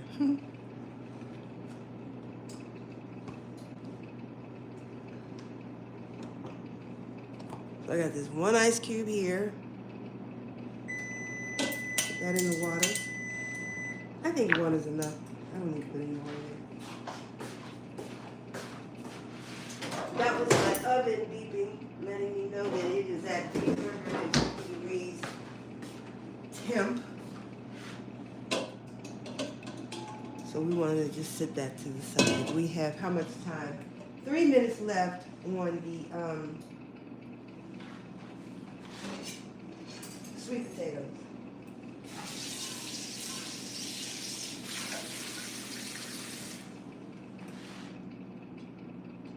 Okay. So I'm just going to wash up my greens really quick. They are already clean. And always give them a good little rinse. And make sure there's no bugs on them.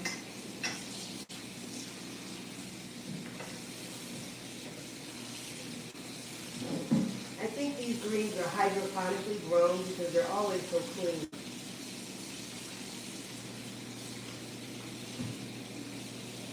Not ever a bit of dirt on any of these greens.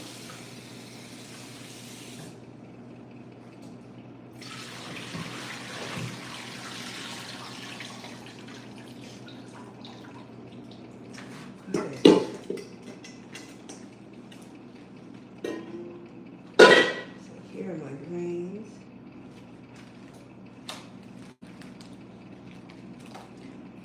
Roll them up, roll them up, roll them up, roll them. And then we're going to cut them up, cut them up, cut them up, cut them.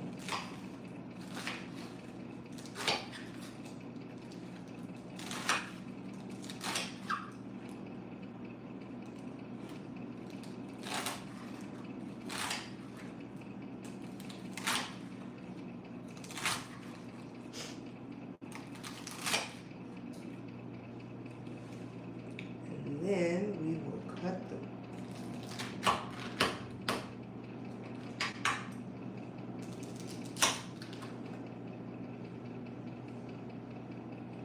There we go.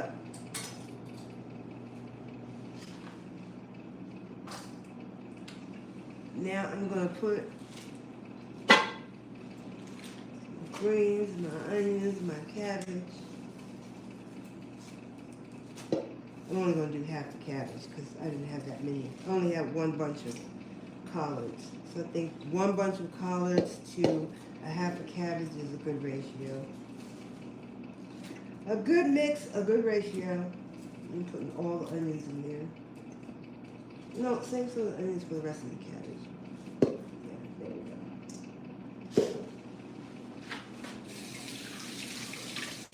And I'm keeping it very simple. Y'all got to see my husband. My husband has lost a total of about 115 pounds. You know that had to come from the kitchen because I still fuss at him to go exercise. He got up on that treadmill a couple of times this month. I'd say maybe 3 or 4 times this month. They bought me a treadmill, but he's agreed to use it too. But he has lost 115 pounds without exercise. You know that came from my kitchen, okay? My kitchen, his willpower, because I told him he had to stop eating at work. He had to stop eating food out of that cafeteria. No bread, no rice, no cakes, no pies, no cookies, no candy, no sodas. And he has done very well. He was 370 pounds when he started. And now he is down to about 270, 269. Yep. Yepper. I'm very proud of him. Because that took dedication and willpower. But he couldn't have done it without the help from the kitchen. And I tried to get him for years to take his lunch. I tried my very best. And he'd take it for a week and then he didn't want to take it no more. And he'd get mad and start fussing and telling me I'm nagging him. And I'm like, I'm not nagging you. I'm trying to make sure that you don't have a issue, you know? But he ended up having an issue. But thanks be to Yahweh, it wasn't something he couldn't recover from, you know. He didn't have a heart attack. He didn't have a stroke, thanks be to Yahweh. But he got up one morning and said he couldn't breathe. He was short of breath just sitting down. Short of breath while you're sitting down. Can you imagine? Can you imagine your blood pressure being 240 over 180? Can you imagine?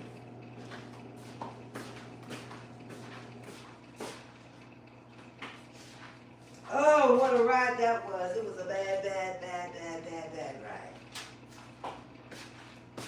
But we got the victory. We got the glory. We got the victory. Thank you, my Yahweh. So, but he is doing very well now. Lab work is just about twisting. We got like, 1 point to go. His A1C was 5.8. It was 6.8 when he was in the hospital. And then they didn't even want to test his A1C. They said, oh, he's not diabetic. You can have that tested at any time. That's why his blood pressure was so high, because he was diabetic. There's a whole lot more to that story, but I can't tell it. I can't tell it, not at this point.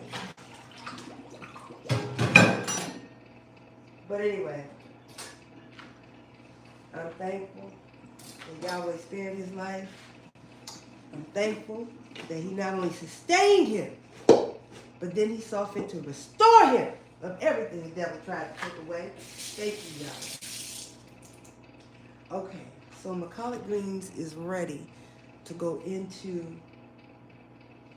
my steamer. However, the sweet potatoes cut off. The ossobuco is still cooking in the steamer. So what I'm going to do is I'm going to get a Ziploc bag. Oh, the sweet potatoes are ready. Okay, so let me show you the next step real quick. You want to do this while they are really, really hot. Let me take the pans out. Here we go, here we go, here we go. All right, so that's sweet potato 1 and sweet potato 2, right? So what you want to do is, you want to do this while they're really, really hot. You get your ice water, okay? Don't do this with any other kind of sweet potato. This is just for this sweet potato. Because I tried it with the regular sweet potato, and no. This technique is strictly for this particular sweet potato. You get your sweet potato and you put it in the ice water.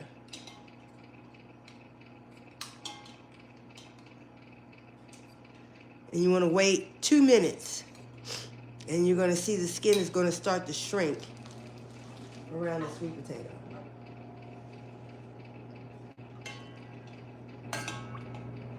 See how it's shrinking down here? See that? From the ice.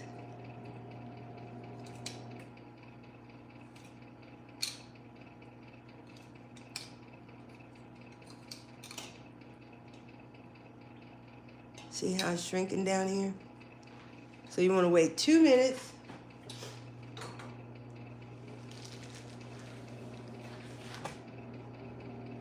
And after the 2 minutes is up, you want to put it back into the air fryer for another hour. Might have to do it a little while longer because I normally do the medium-sized ones for about an hour. So we'll say we'll do this for about another 1 hour and 30 minutes. And it's going to look just like, if it's cooked right, right temperature, the right time, when you peel this skin off, the flesh from the sweet potato is going to be this golden brown. It's going to look like a golden brown pound cake on the outside. And then it's going to look like a golden yellow pound cake on the inside. I'm telling you, these sweet potatoes are so good.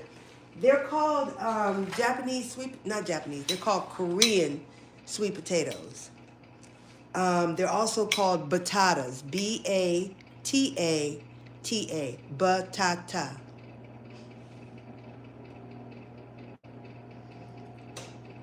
I don't know if you have Giant grocery store where you are, but here at the Giant where I am, the batatas are massive. And if they're not pretty skinned, if they're rough and, wrinkled and look, don't buy it. Don't buy it. Don't buy it. I don't know why they leave those sweet potatoes out there like that. I wouldn't buy it. The skin should be nice and smooth and red and pretty. No pock marks. No shrivel spots. No soft spots. All right, so it's been about 2 minutes, so you just want to take this out. Let a little water drain off.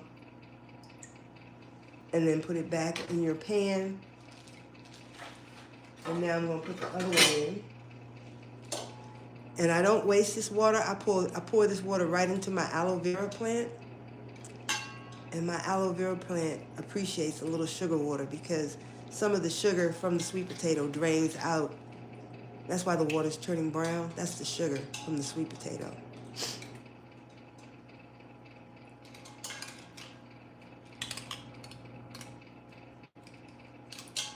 You just want to let that skin shrivel up.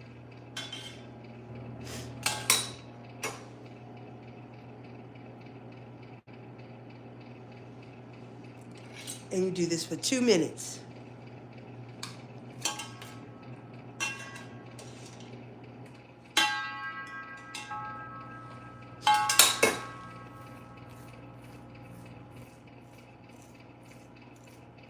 And happy birthday to my grandbaby. My youngest grandbaby had a birthday just a couple of weeks ago. And then my other grandbaby has a birthday today. Either today, well, I sent happy birthday yesterday, but I think it's today.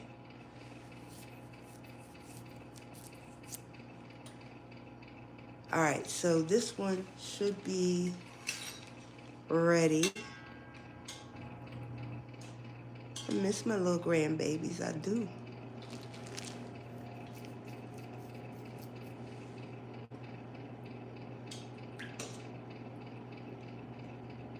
I call them little, but they're not little anymore. Especially my grandson. He is not little.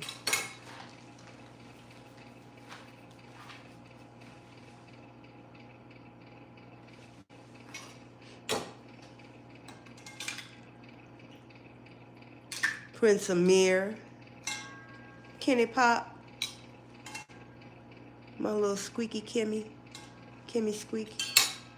All right, so that's ready. Okay, see how the skin has shrunk around it? See the brown part coming out? That's the sugar coming out, right? And then we just put this back in there.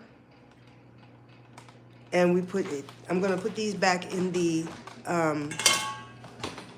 air fryer for another hour, and let's say another hour and 20 minutes.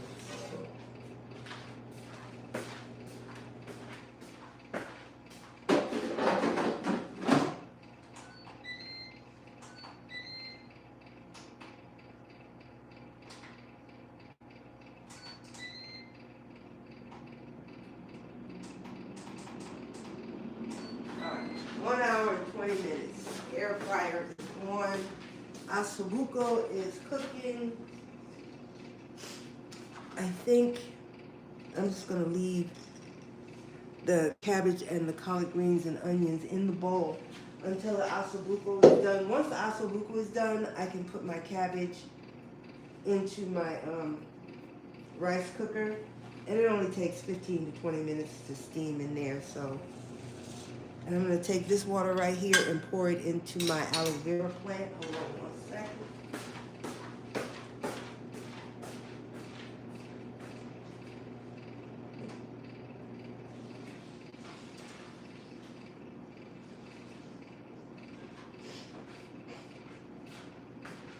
My aloe vera plant loves a little sugar every now and then.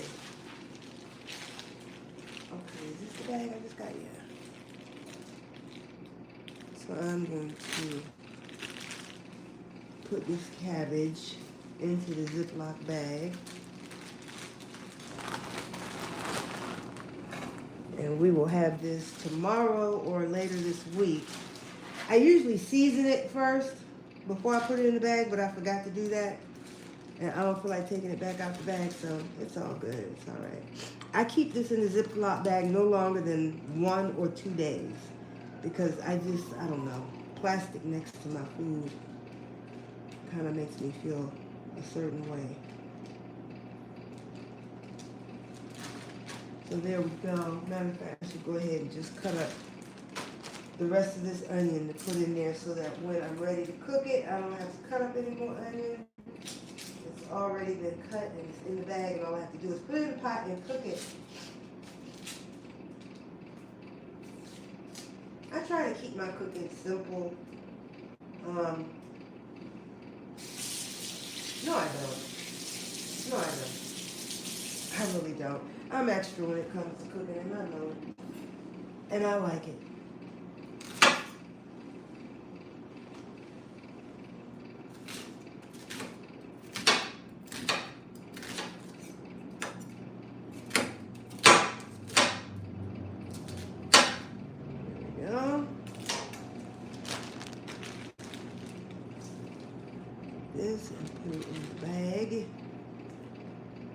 So if we eat up all the vegetables tonight, I don't have to do this cutting again tomorrow. It's already cut and ready to go. I should go ahead. I might do it later, but I'll probably cut up the rest of these greens and put them in the bag too.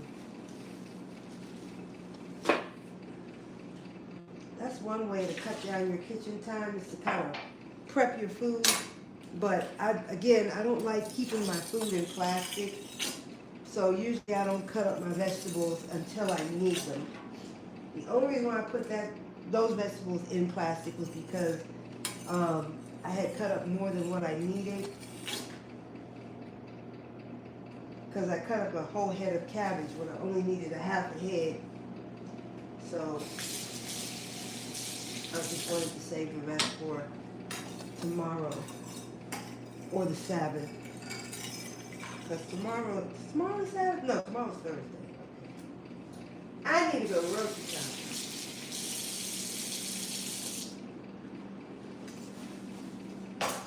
And I got some dill. I think I'm going to put that in my chicken. I got some chicken legs I'm going to cook tonight. And I cook 2 different meats sometimes so that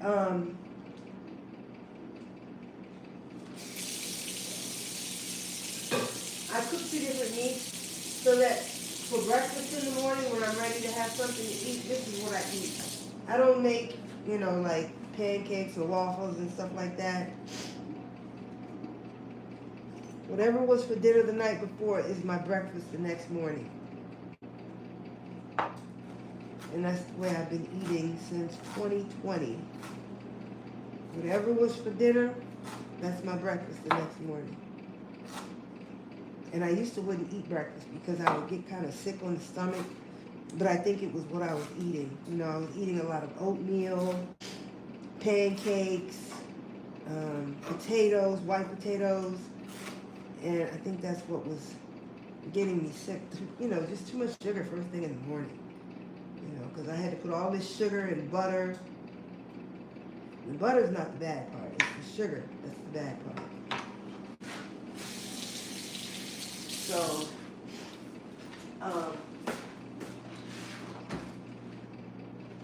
that part. So let's make something chicken.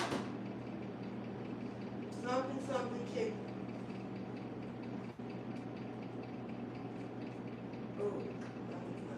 Okay, we're going to use some tomato, some onion. All I got is a half of an onion.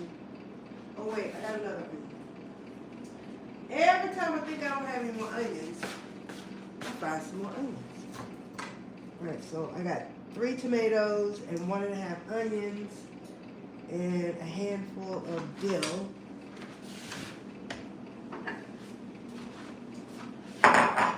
Yeah, I am a little extra when I cook. I am.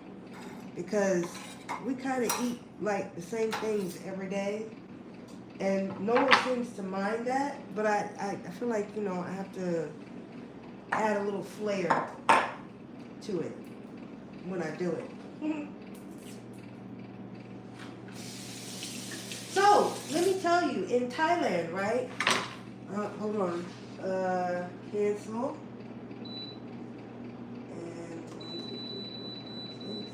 Start. In Thailand, healthcare in Thailand. Let me tell you about it. When you go to the doctor, you can go into the doctor's office and ask for any kind of test you want. Nobody's going to tell you no. Nobody's going to tell you that test is too expensive. Nobody's going to tell you your insurance isn't going to pay for it. Because if your insurance doesn't pay for it, you can. You all would not believe what we are spending for medical insurance for me, my husband, and my daughter. And I'm not going to tell you.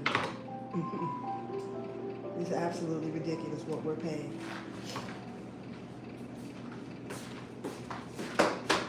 All I'll say is, it has quadrupled. It has quadrupled. Anyway, I got some green tomatoes here. I wish I had some fresh rosemary, but I don't.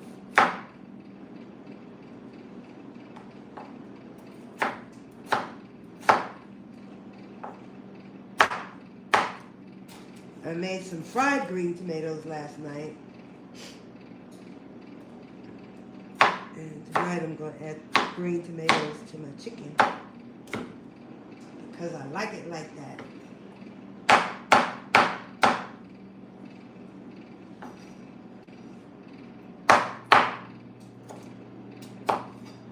Green tomato. But the healthcare in Thailand is off the chisay. You go in, you check off what you're there for, what you want done, what you need, what you think you might have going on, right? They put you in a hospital gown, they test your blood, you fast the night before for 12 hours. After your blood has been tested, they give you a voucher so that you can go and eat lunch after your blood has been tested. While your blood's being tested and you're having lunch, or let me say this, while you're eating your lunch, your blood results or your lab results are being formulated and prepared for you and the doctor to go over. You get your lab results after you finish eating your lunch. If anything is wrong, if anything is standing out on your lab results, they'll tell you, hey, you know what, your cholesterol was a little bit high. Would you like to talk to the doctor about that? Or, you know, we saw some floaters in your eye. Would you like to see the eye doctor about that? And no one is going to make an appointment for you for 6 months down the road. Someone's going to make an appointment for you right then and there, and you're going to walk down the hallway up to another floor and see that doctor right then and there. It's none of this, oh, the next appointment is in 12 months. None of that. You see a doctor right away. Okay? If you have any vitamin deficiencies, they will formulate and encapsulate your vitamins for you. Okay? They make their own vitamins there. And if you're short on anything, they will make a multivitamin for you or an individual vitamin. So if you're short on vitamin D, they'll make some vitamin D pills for you to take home. Right? Anything you got going on, you can see somebody for it today. Not 6 months, not 3 months. You'll see someone today. Right after you get finished eating your lunch, they go over your lab work. Anything sticking out, anything doesn't look right. You want to talk to a doctor about this, you want to talk to a doctor about that, okay? And they see you right on the spot. Vision test, eye test. I got my eyes tested. I was lied to. I was told that it was going to cost $11 to get my eyes tested. I got my eyes tested for free, $99. I got 6 months worth of contact lenses for 950 baht. Hold on.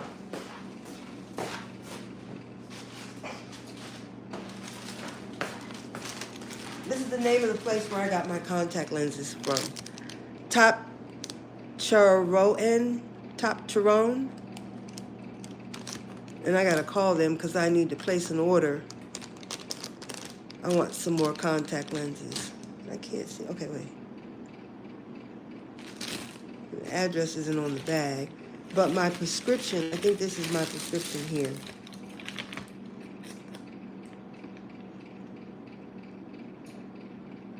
I paid $950. Can you see? I'm sorry, not $950. There we go. I paid 950 baht for 6 months worth of contact lenses. 950 baht is like $30, $32, something like that. Here in the States, for one pair of contact lenses, it cost me $60 for a left eye and a right eye. $60. $120 for 2 pair here in the States.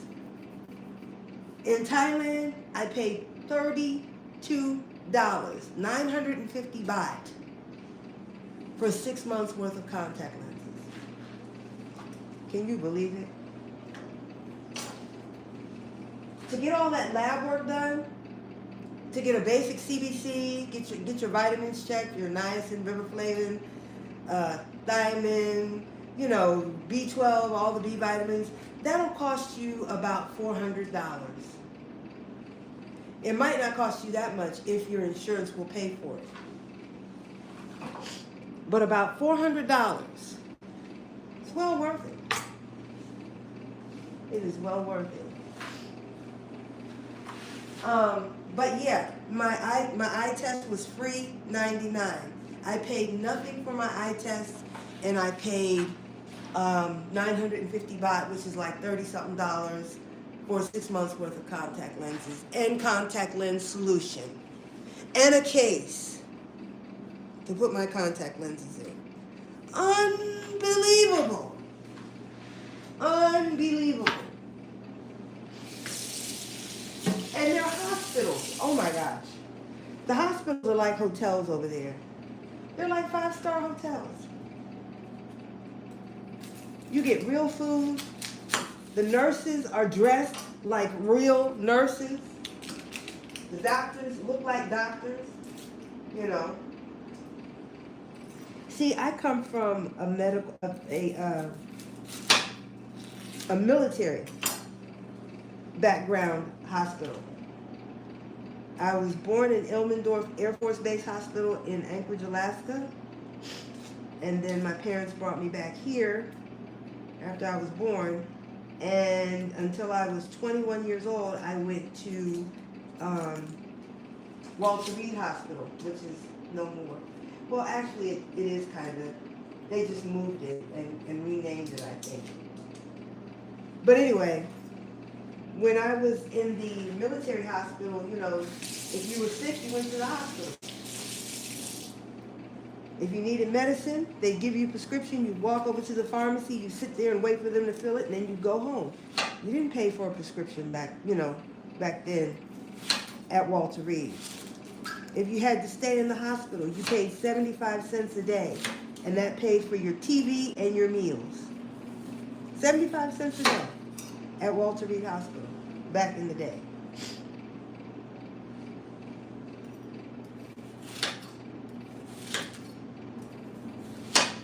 And Walter Reed never looked like a hotel. It was clean. It was very nice. They ran a tight ship at Walter Reed Hospital. I had no complaints. I was so sad when I had to leave that hospital. But I had no complaints about Walter Reed. None. It's a very professional place. But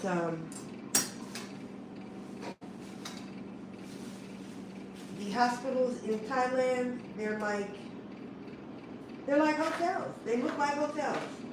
Very clean,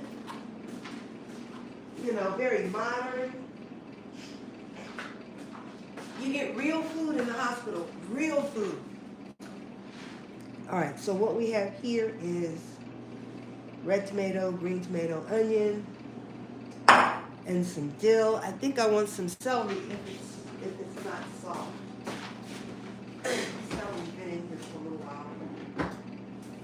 Oh no, it's nice and hard. It's nice and hard. Like I like it. Get your mind out of the gutter. I think 2 stalks is enough. I think 2 stalks of celery is enough.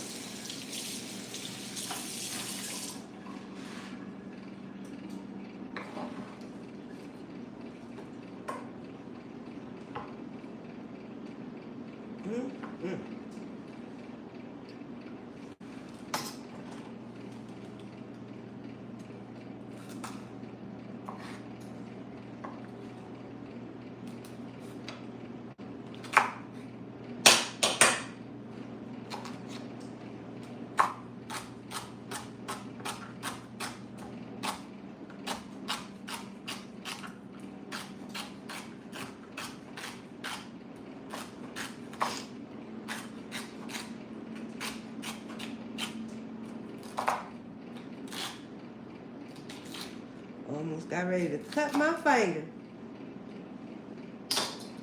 Okay. There is the celery. Celery, red tomato, green tomato, and dill. All right. So,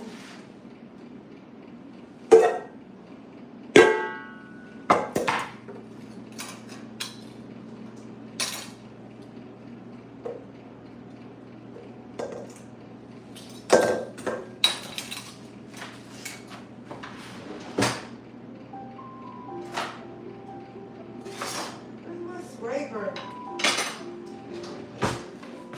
My bread scraper. Must be in the dishwasher.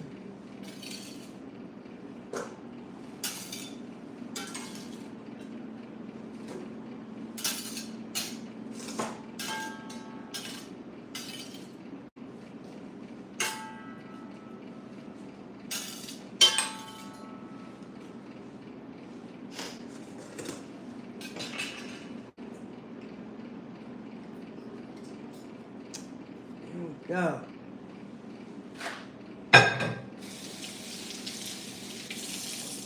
Oh boy, it's almost 5 o'clock.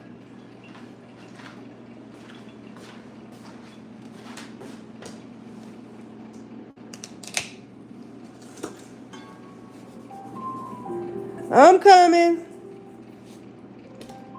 Sorry. Left the refrigerator door open.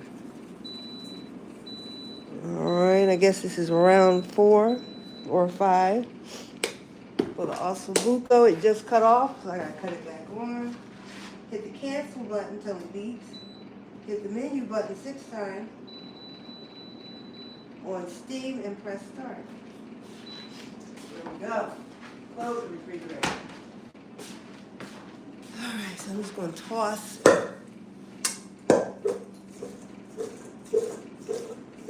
the vegetables I just seasoned. And this will go with my chicken.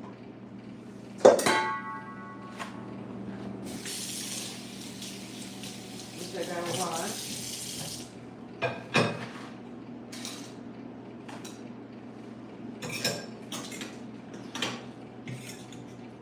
So tonight we are having baked chicken. I made potatoes au gratin on Monday night. So we had potatoes au gratin Monday night and yesterday. So that's enough white potatoes. We won't do potatoes or macaroni and cheese for another 3, maybe 4 months.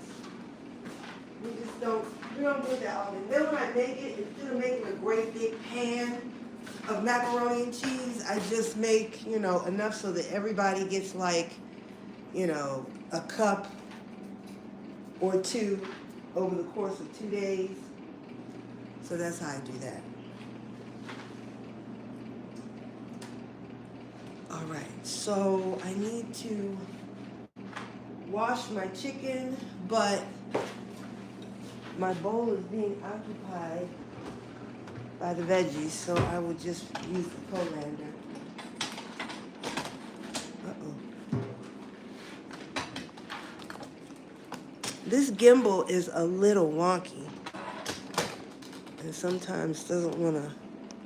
All right, look, I'm going to twist you this way, and you better go where I'm taking you. Here we go. There we go. Okay, now you don't want to sit up. Why are you doing that? Why are you doing that? Huh?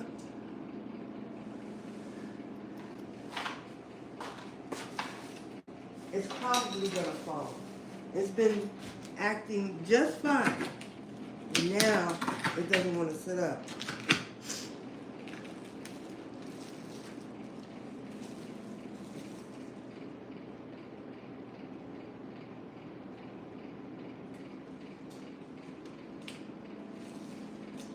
Okay. Doggone it.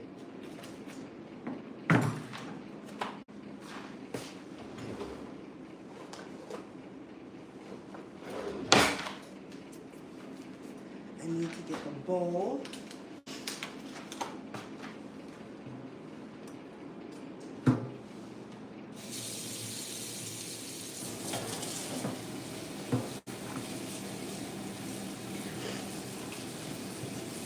And my sink is clean. I always bleach my sink before I start cooking, just in case I drop something in it.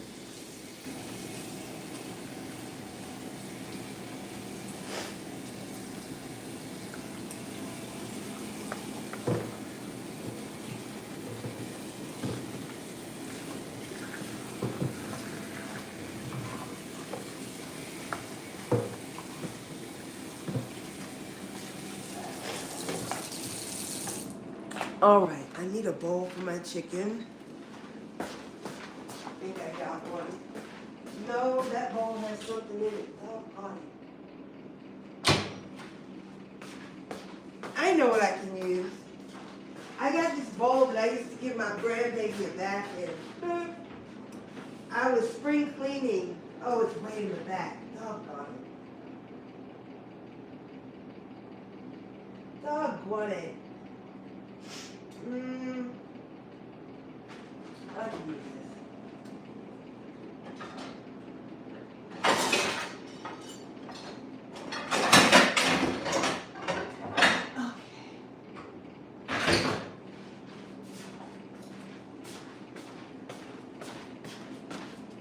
The biggest one I got that I can get to easy.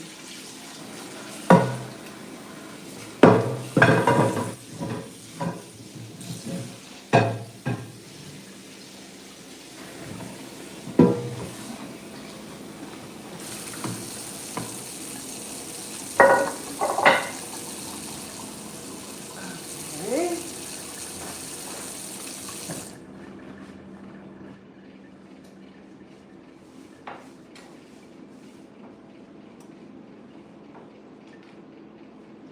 All right.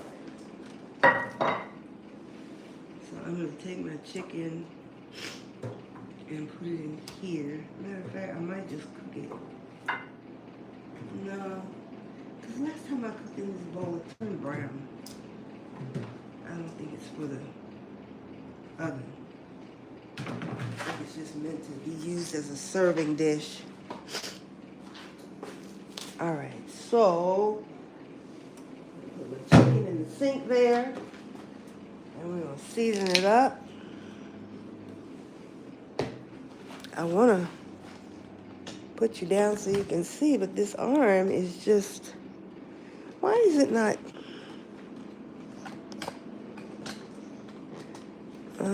Let's see. If I turn you this way,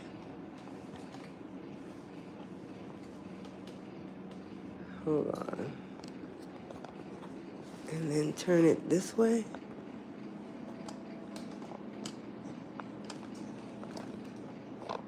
Is that supposed to be loose like that? No, it's not. Why is it doing that? It's gonna fall off.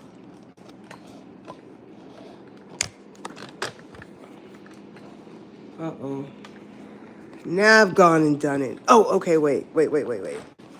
I see. Hey, Miss Kia Show. Oh my gosh, I have not seen you in forever. How are you? Have you been to Junkalo lately? Junkaloo? Forget how you say it. Oh my goodness. Miss Kia Boo. All right, there we go. Thank you for stopping in, Kia. I appreciate you. I miss you. I got to stop by your channel. I don't think you've done any videos because I haven't seen any. But you know what? Just because I haven't seen any doesn't mean you haven't made any. I probably missed it or so. Miss Kia Show. All right. We got the salt. We got the pepper.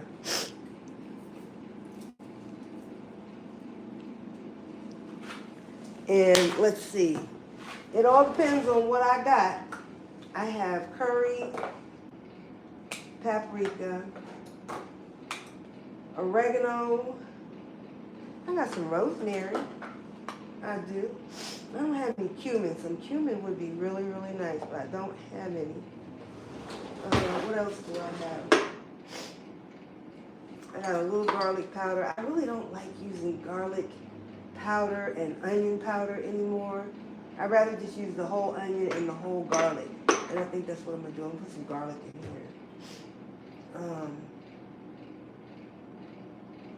That's all I got. I really, really need to go to the grocery store. I'm missing a lot of stuff.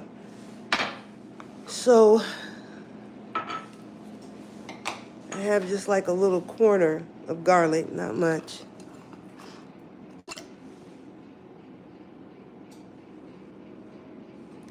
I don't really like that stuff anymore, but it's probably the last time I buy it. I don't know. Those powders are good for like soups and stews, but I think if you really want a good garlic flavor, you got to go with the real whole clove of garlic, the real onion. That's what my taste buds say. What do yours say? All right, I'm gonna add some paprika.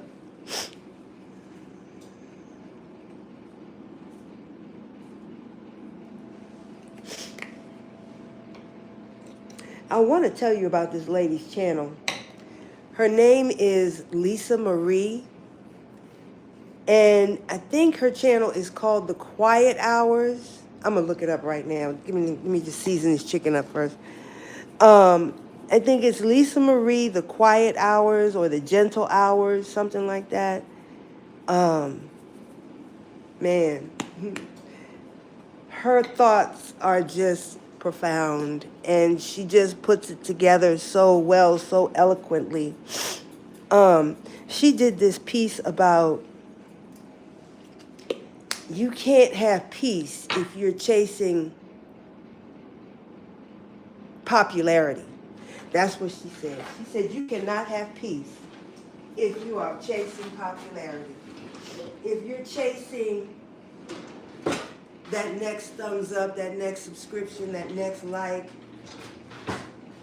She said you're so busy chasing that next subscription, that next thumbs up, that next like, you never get to rest. And listen, don't listen to me. I want y'all to go to her channel. Matter of fact, I want to play a piece of it, but I really want you to go to her channel so she gets the credit for it and watch it there. But hold on one second. Let me pull it up here on TV.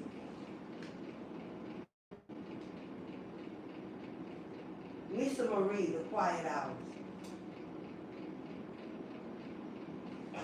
Please let this be the right one. Yep, there it goes. It's Lisa Marie at Seasoned Dialogue. Let me show you on the screen. This is her. Wait.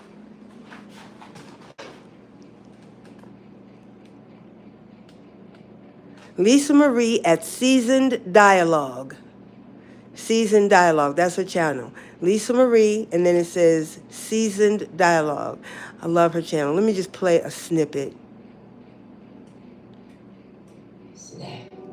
You know, I was writing a poem, and God himself gave me this line and said, you can't chase peace and popularity at the same time. One requires you to stand still while the other will have you in circles, dizzy off of opinions and drunk off of approval. Whoo! Wait a minute. She said dizzy off of opinions and drunk off of approval. Go check her channel out. That's all I can tell you. Oh, wait. And then there's one more channel I want you all to check out. And this lady's channel is Christline. Let me go to her channel. Hold on.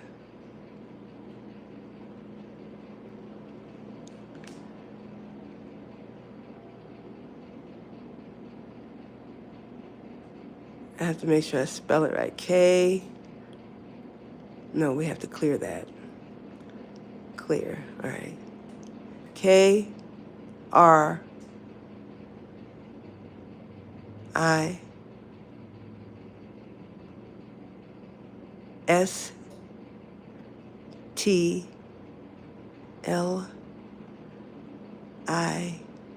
Here she is. Look at this woman's skin. I mean, what is that? Is it onyx? Black onyx? Her skin is just so beautiful. Crystalline. Y'all check out this lady's channel. Her and her husband are absolutely adorable.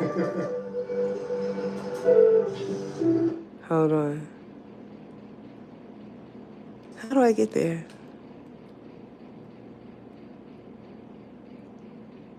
And then her sister, I think that's her real sister, just as gorgeous. Skin just as chocolatey. Look at this.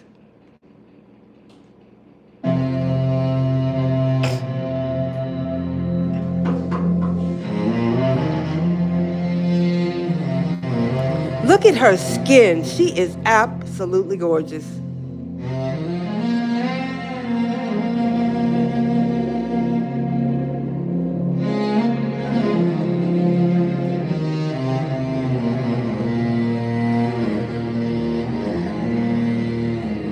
Whew!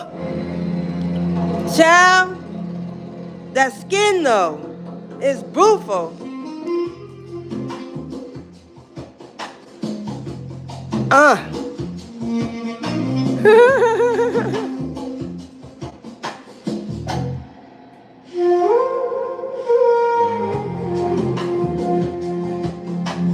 Aww.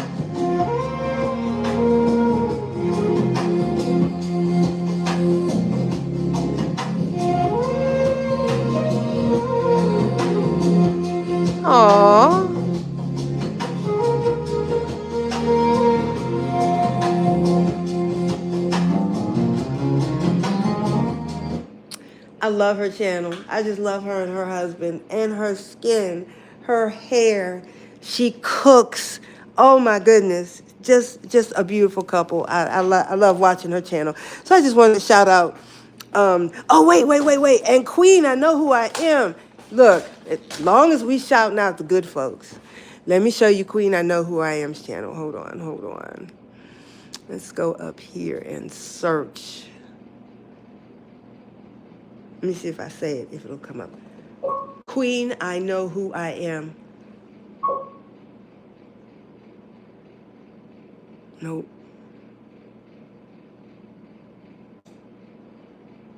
It's all one word, and if you don't search it exactly the right way, it won't come up on Roku. Queen Q.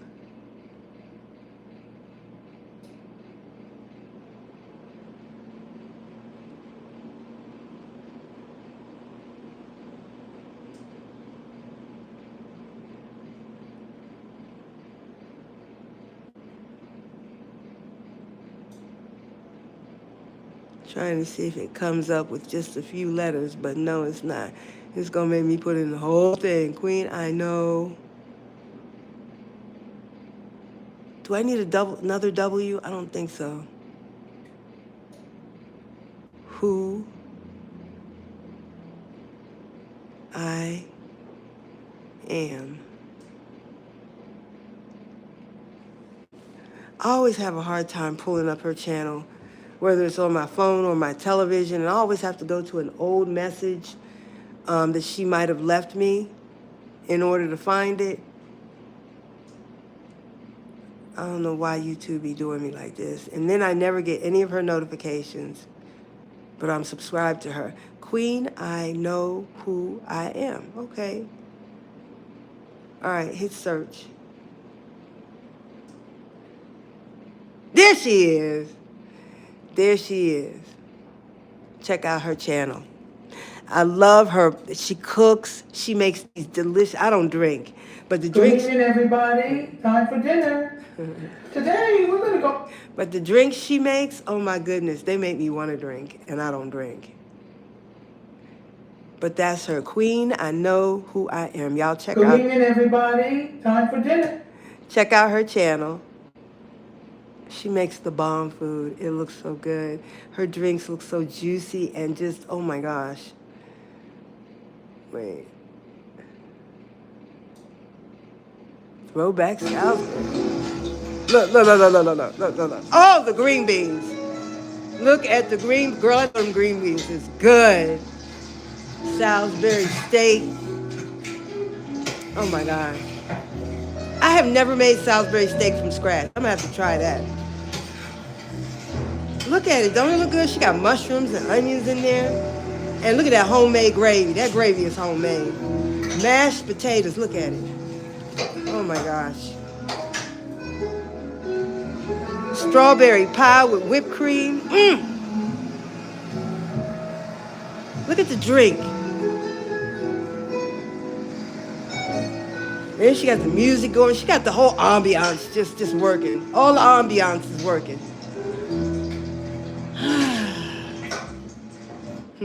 That's a woman after my own heart.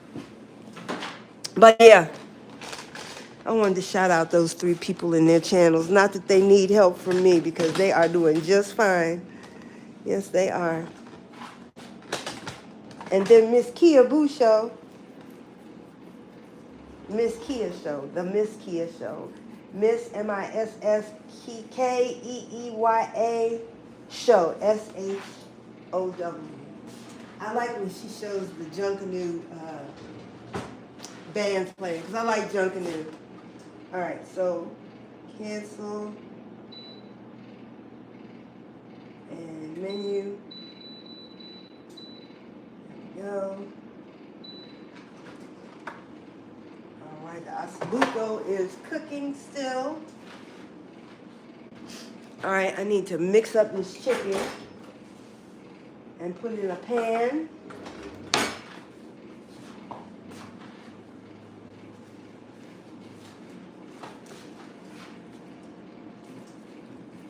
Mix this chicken together and get it all coated. This one fell in the sink. Oh no. But my sink is clean. Nothing in there but my vegetables and bleach before that.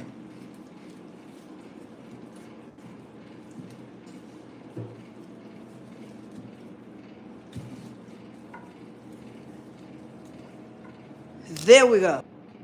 I love it. Okay, so my phone died, but we're good.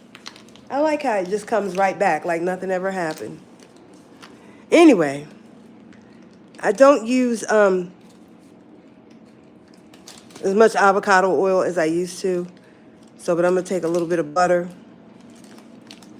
I like this Kerrygold butter because it looks and tastes like real butter. It's not a lot of water content. It is real cream butter. So that's all I'm going to put in my pan.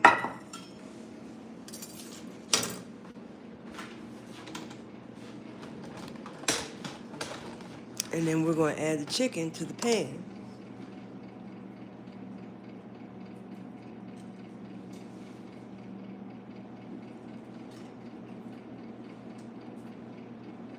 Oopsie.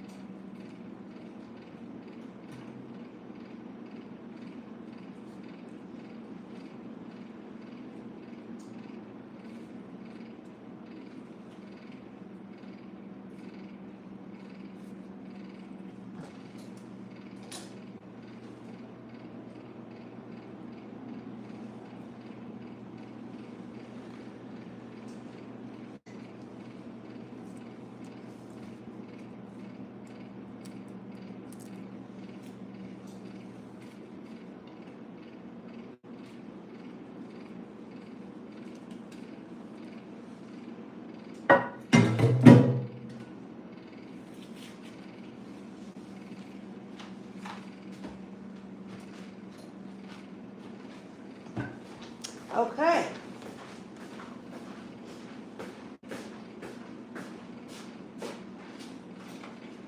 I just need a piece of foil. Oh, and I gotta put my vegetables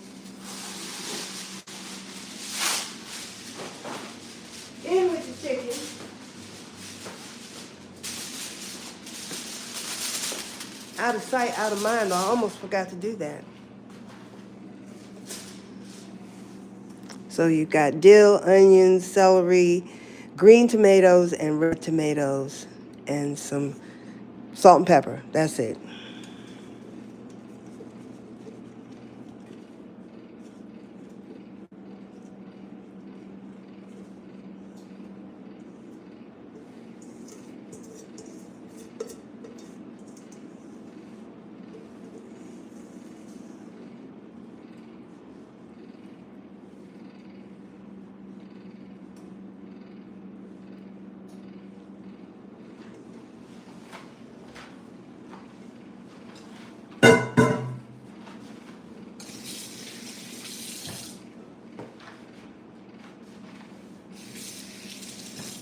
Okay, so the only thing that I have left to put down are my collard greens, and like I said, that'll only take like 15 to 20 minutes to steam them. So I'm gonna do those last because I like my vegetables freshly cooked and still a little texture to them. I don't like them mushy.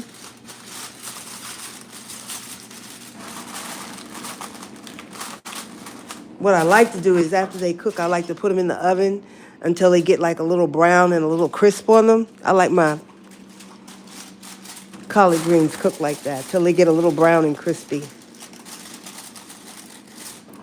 I don't think anybody else likes it that way, so I have to do my own like that. So there's the chicken all wrapped up. This is going to go in the oven, 350 degrees for 1 hour and about 45 minutes. Long enough to have the chicken just slide right off the bone. Ooh. Oh, I'm putting it in the wrong oven. The bottom of it is off. I mean, the top of it is off. Put the chicken at the bottom. Ooh, you know what we could do? I forgot. You know, we're always layering flavor, you know what I mean? So I got half of a lime, bam. And we're going to use this lime on the chicken. And baby, this is going to be good. Can I turn on the flash so y'all can see? Where's the flash at? Where's the flash? Right here. There we go. That's a little brighter. So we're going to use this lime to spritz over the chicken and the vegetables like so. Oh, baby, it's going to be good. I really feel like I should add some tomato paste. If I'm putting this lime in here, I should be putting some tomato paste. But if I do that, I'll wait till the chicken is done and then add some cream to the tomato paste.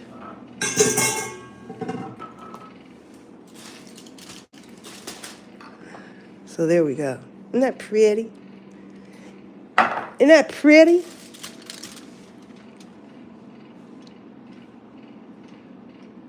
Okay.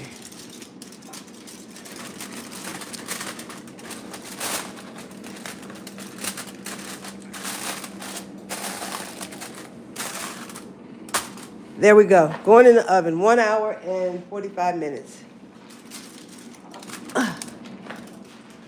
Now, when all of this is done, I'm going to come back and make a short and show you how it looks. I hope. I have another 30 minutes and 27 seconds left for the sweet potatoes to be done. Let me set the 1 hour and 45 minute timer for the chicken. Oops. Timer. Come on now. Timer. 1, 4, 5. There we go. So what we have here is, how do you turn the light on? I just put that chicken in the oven. Oh wait, I put the chicken in the wrong, you know what? I'm so glad I did that because I put the chicken in the top oven, but it's not on.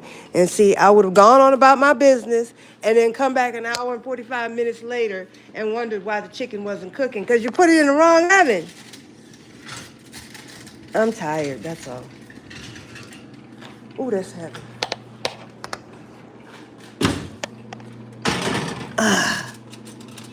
Ooh, that was heavy. Okay. So there we go. The chicken's in the oven. I'm so glad I came back to that. Timer is set for 1 hour and 45 minutes. The oven's on 350. Let's check the asabuco.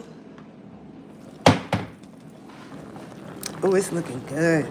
See all that juice back there? And all I put in here was peppers and onions. I didn't add any kind of broth or anything. It's just peppers and onions. I didn't put any oil, no butter, nothing.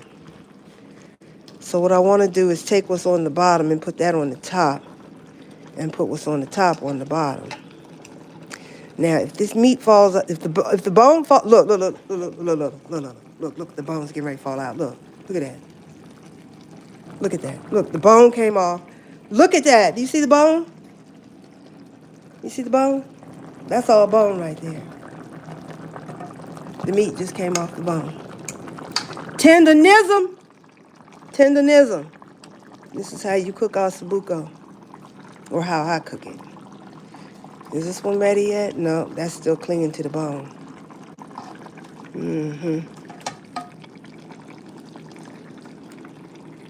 That just came apart. Did you see that? It just came apart. And what about, is the bone gonna come off of here? Not quite. Almost though. I don't want to even shake it, because when it's ready, that bone is just gonna fall out. Now the marrow has fallen through here. Oh no, there's the marrow right there. That's the marrow, and that's like butter. You can just put that in your mouth and eat it. But I'm gonna add that to my gravy. Make a nice, rich bone broth gravy. And you know how important that bone broth is, honey. And you can save these bones and cook them again in a soup. Uh-oh. That bone just fell off. Look at that. Look.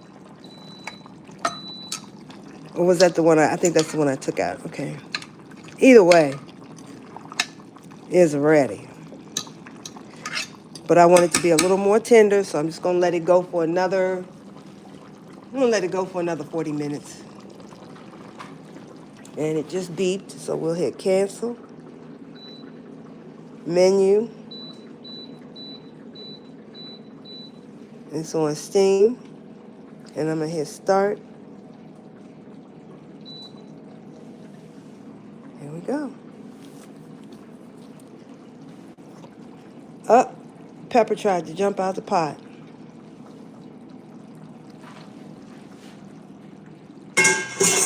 All right. So I'm going to close this back up and let it do its thing.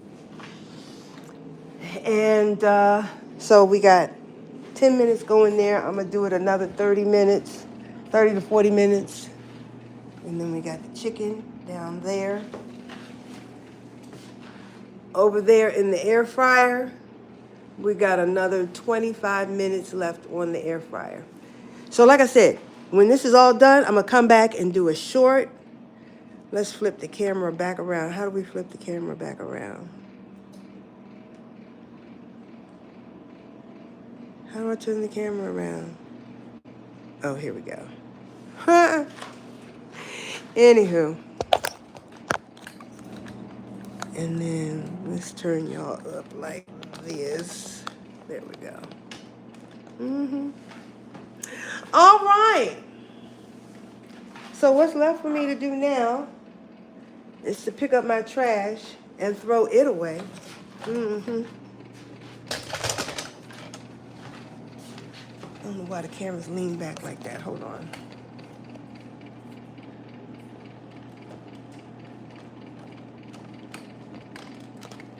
Okay. We should be good. All right. So I gotta put my stuff away. clean up, clean up. Everybody, everywhere, clean up, clean up. Everybody do it.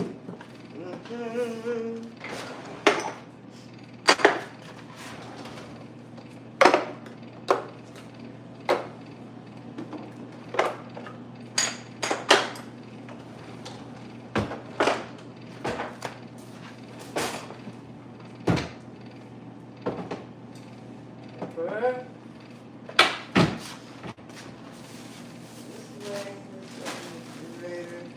This one don't look so good. I don't know. I don't know about that. I don't want to say I'll save it for planting the seeds because, yeah, I'm going to save it for planting the seeds. Tomato just looks like it's been sitting around a little too long.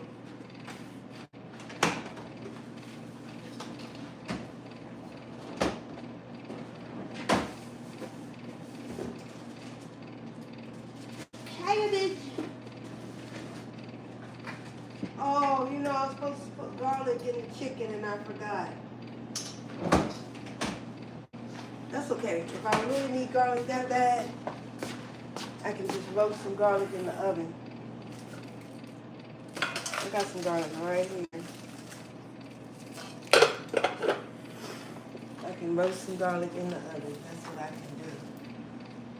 Put this tomato back in, put the onion back in,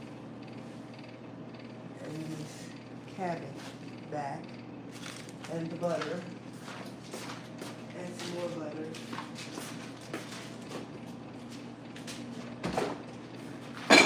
Oh, something was tickling my neck. Something was trying to eat on my neck. I need a cold beer. Y'all know I don't drink. I don't drink at all. Not even a sip. Because when I drink, I feel really bad. But I need a cold. When I drink, it feels like someone has me like this. That's what I feel like when I drink. And my nose gets all stopped up. I can't breathe out of my nose. I don't like feeling like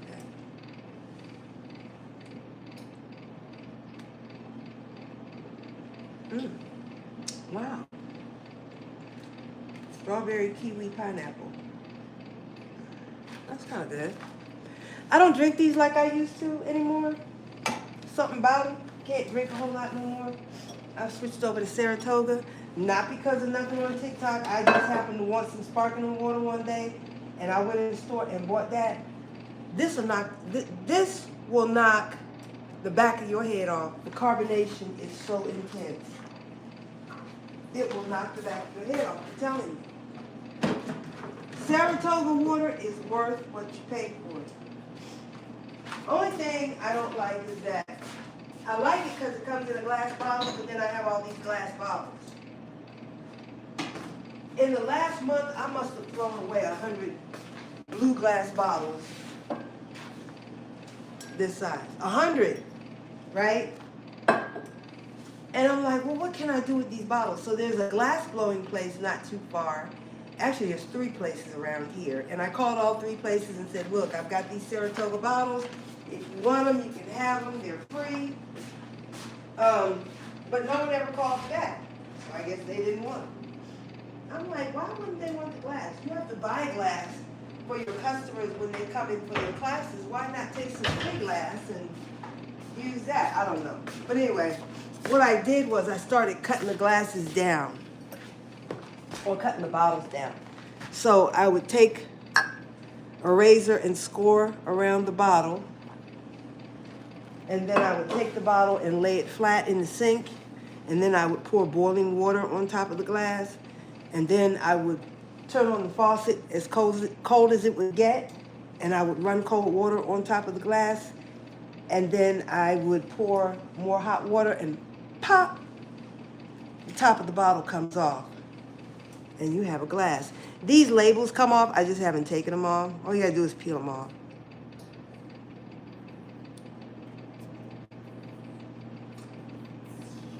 See, they come off.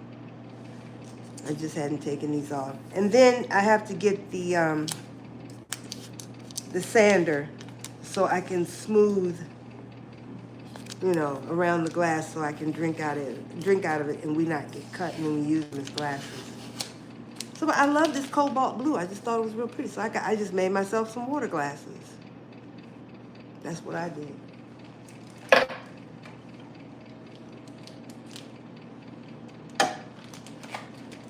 So I have I think I have 12 of these that I made. I like making them. It only takes like 2 minutes, 2 to 3 minutes per glass. But I gotta get them all sanded down and take the legs off. And then I can use them. So I've got about 20 of them. And I can't use any more glasses, so I don't know what to do with these bottles. But the water is so freaking good. All right, so I need to take the dishes out of the dishwasher, but I need to do something else.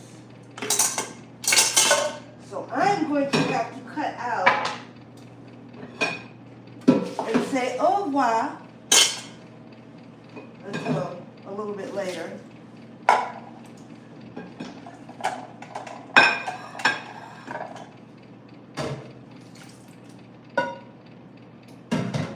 Au revoir. Au revoir, monsieur. Au revoir, mademoiselle. Au revoir. This is trash.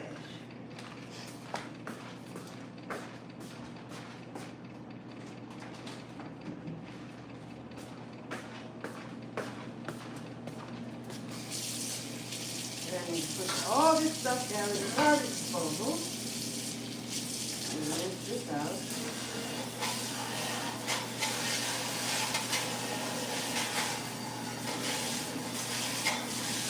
Oh, and let me tell you about the Korean sweet potato.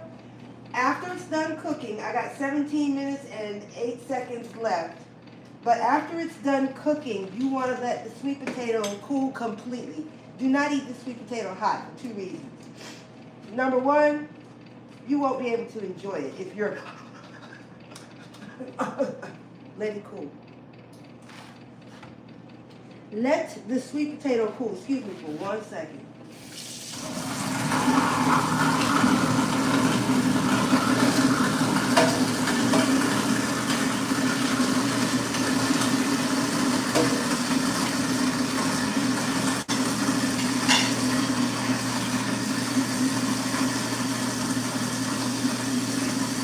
Alright, let your sweet potato cool for at least 1 hour.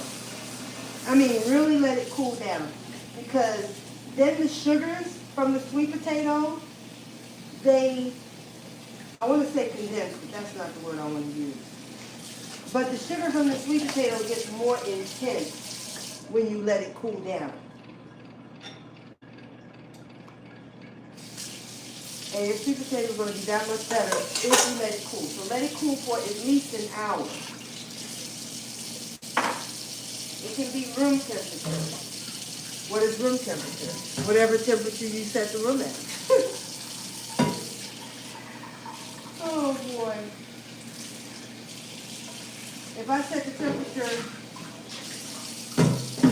at 82, that's room temperature. That's the temperature I set. But they say room temperature really means 72 degrees Celsius. So once it has become room temperature or completely cool is the best. It's really the best. But I'm going to warn you, these sweet potatoes are not for you to eat every day. If you have an addictive type of personality where you get hooked on stuff real easy, you might not want to do this. Because, like I said, this is not the type of sweet potato you can eat every day. Once a week, once a month would be even better. But the sugar really gets concentrated when you cook it this way. That's the word I concentrate. The sugar really concentrate when you cook it this way. And then let it cool. It's really good. You don't need to add any butter to the sweet. If you put sugar on this sweet potato, something wrong. If you put sugar on the sweet potato and you're able to eat it and not pass out or start blinking or twitching or something like that, I don't know. But if I was to put sugar on this sweet potato and try to eat it, I'd probably, I don't know. It would be bad. That's all I know. It would be all bad. This sweet potato requires no sugar. If you cooked it right. Now, if this sweet potato is white and opaque and it's not glistening, it doesn't have that brown outer flesh after you take the skin off, and the inside isn't golden yellow, you didn't cook it right. You didn't cook it right.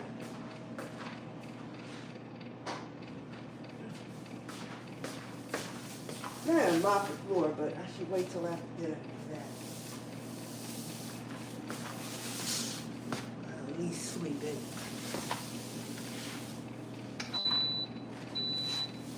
I think the mop is upstairs anyway. I bought pads for my steam mop, but they're not the right pads. Right pads, the pads that I need, they have like a Velcro, and they stick to the bottom of the machine. It's an electric floor steamer, and the pads kind of Velcro and magnetic stick to the bottom of the machine, and I ordered some off of Amazon, but they weren't the right ones, so I gotta send them back. I hate sending stuff back. Although they make it very easy, all you gotta do is go to the website and say you want to make a return. They give you a what do you call that thing? Not a SKU number, but a QRC code.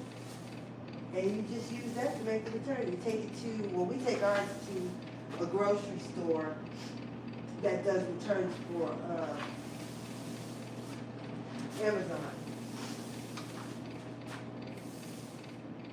Where's my dustpan? Oh, it's in the bathroom upstairs. I left the dustpan upstairs. Okay.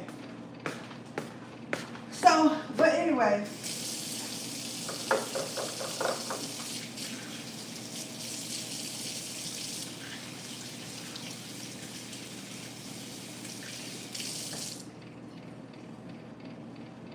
I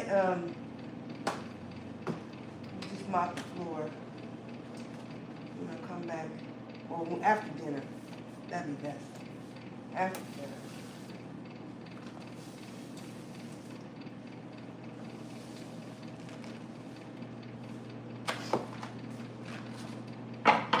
I don't want to do the dishes. I always do this. But I figure if I cook, somebody else can clean up the dishes. No, you know what? What time is it? I'm gonna do the dishes. I'm gonna do the dishes.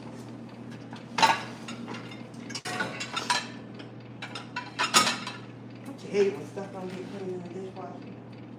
It's like I just ran the dishwasher for 2 hours and you couldn't get clean?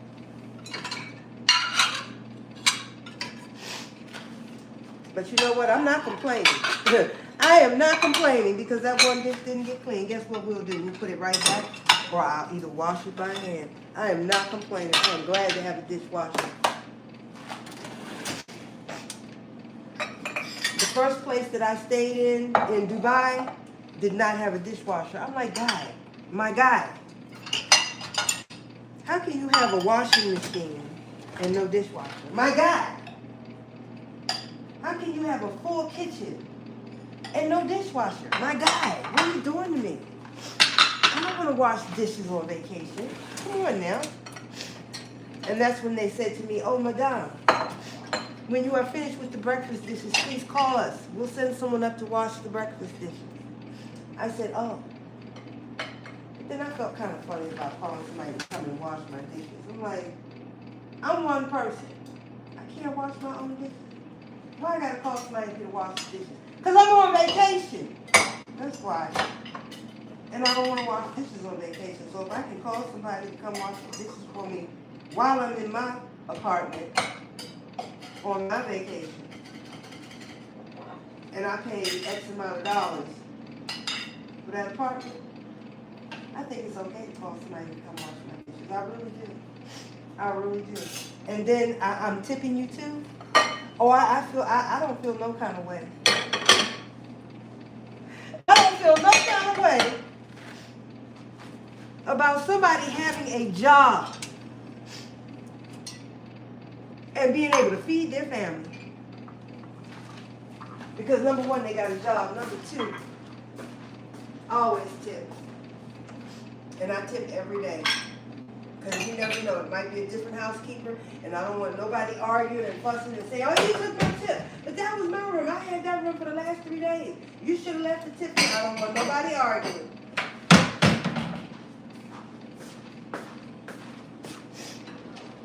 Whoever comes to clean the room gets the tip. I don't skip the tip. It's not right.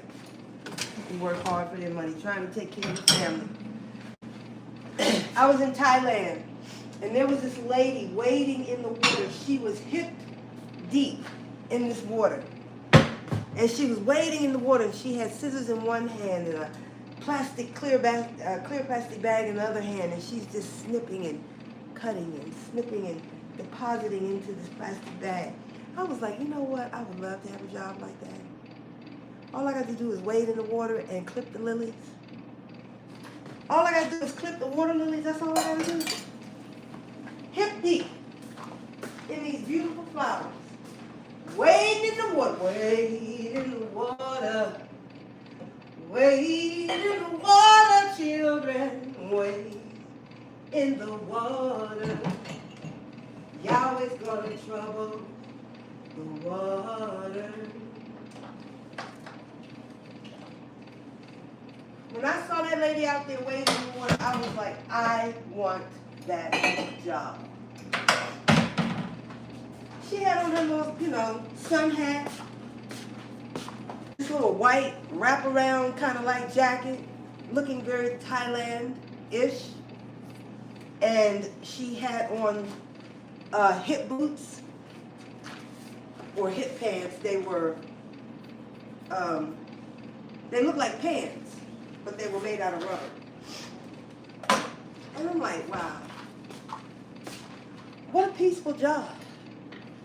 She ain't got to listen to nobody say nothing about nothing. She don't have to deal with the office politics. Don't have to listen to no gossip. She clearly was not on the phone while she was standing in the water. And I'm like, that's the job I want. Peaceful. Peace. There was a time where I thought, sitting behind a desk, pushing some papers around. Oh, I thought that was it. I thought that was the bee's knees. No. Office politics, people gossiping, backbiting, stabbing you in the back, talking mess, talking crap. That wasn't it. That was not it. But a job where I'm hip deep in the daffodils, hip deep in the lilies, in the sunshine. That's the kind of job I want.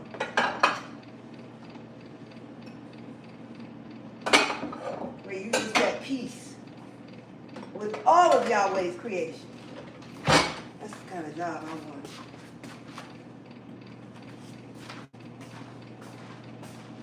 Anywho, I feel like my pants is getting ready to fall down.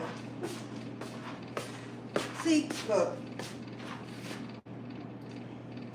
They tie in the front, right? And they tie in the back. See? It looks like a big diaper. It's like one piece of fabric or two pieces of fabric sewn together, and you've got 2 ties on the front and 2 ties on the back. They're really comfortable. And I just love it. Oh, I said I was going to do the dishes. Okay. Let me do the dishes. And then I got to take care of something else. But like I said, I will be back to show you the end result of my meal. So we are having white cabbage and collards, baked chicken, ossobuco. Do I need to say it again? Yes, I do. Cancel.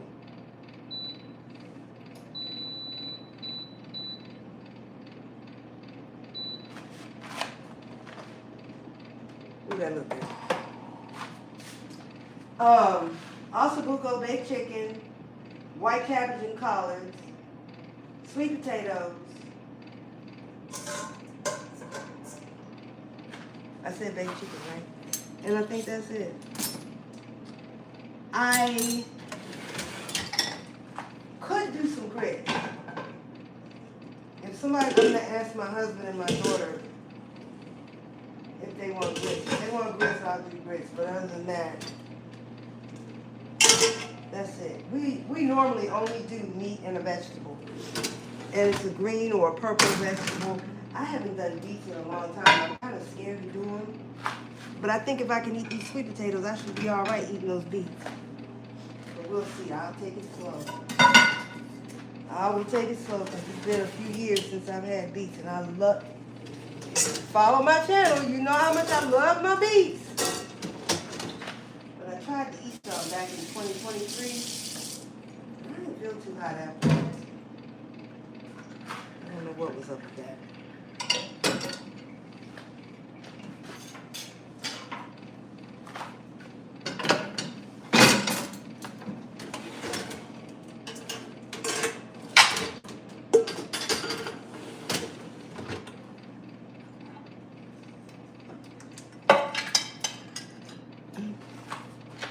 I did the dishes. And normally I don't do them. I wait for my husband and daughter to come do them, but I do them.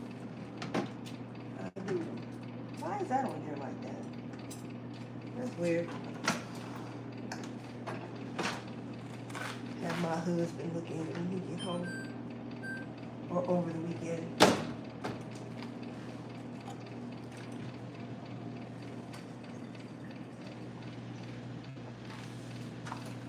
Oh wait, that is really good. Strawberry, kiwi, pineapple. Taste all of that.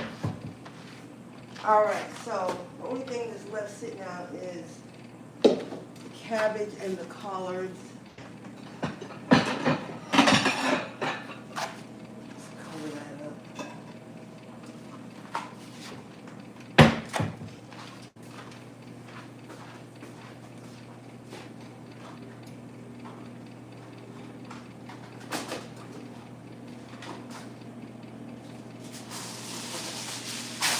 Alrighty then. So I am going to hop off because I gotta get on a call. And hopefully this call won't take me any more than about, shouldn't take me any more than 45 minutes. So I will probably come back in to either finish up the meal with you when I get off the call, or I'll just do it short and show you how everything came out. And you know what? We be so hungry and the food be looking so good, sometimes we just don't get to come back in and take the pictures. But I'm going to really try to do so. Because I said I would. All right, so let me just put the cabbage right here.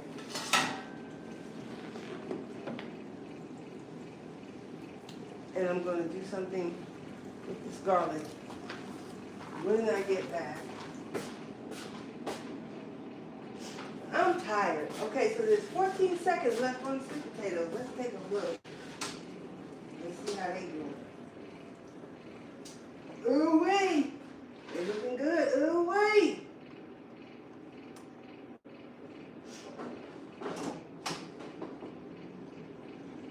Okay. It says cool. C-O-O-L, so they're cooling off. They really don't cool in there, but it says cool. Anyhow, Anywho, I cleaned up. Wash the sink out. Rinse it out.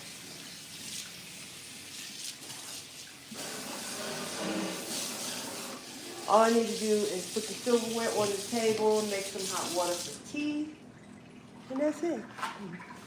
Thanks for tuning in. I appreciate you. Oh, thank you. All right, so I appreciate all of you tuning in. Jim Rockford, have a safe and blessed day. Well, thank you, Jim Rockford. Thank you, thank you, thank you. Okay. Anyway, that's it. That's all. I'm going to jump on this call, and when I'm done, I will do my best to come back. If I don't, you all stay safe. Check on each other. Make sure your peoples are all good. And like Jim said, stay safe and be blessed, okay? This is I Am Everything Fresh and Sassy. Thank you for tuning in. I'll see you when I see you. Yahweh willing. Sawubona Mngani. How do I turn it off? It's been so long. Been so long. I'm missing you, baby. Been so long.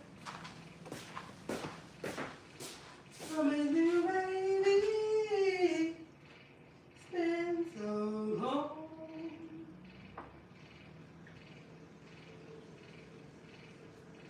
Who sings that song? It's been so long.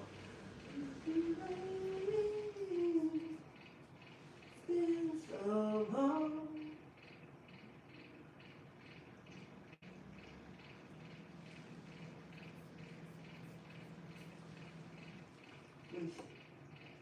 It's been so long, I'm missing you, baby. I think it's Anita Baby. Sure is.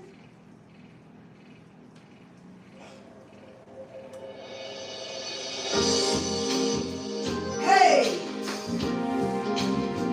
Been so long, I'm missing you, baby.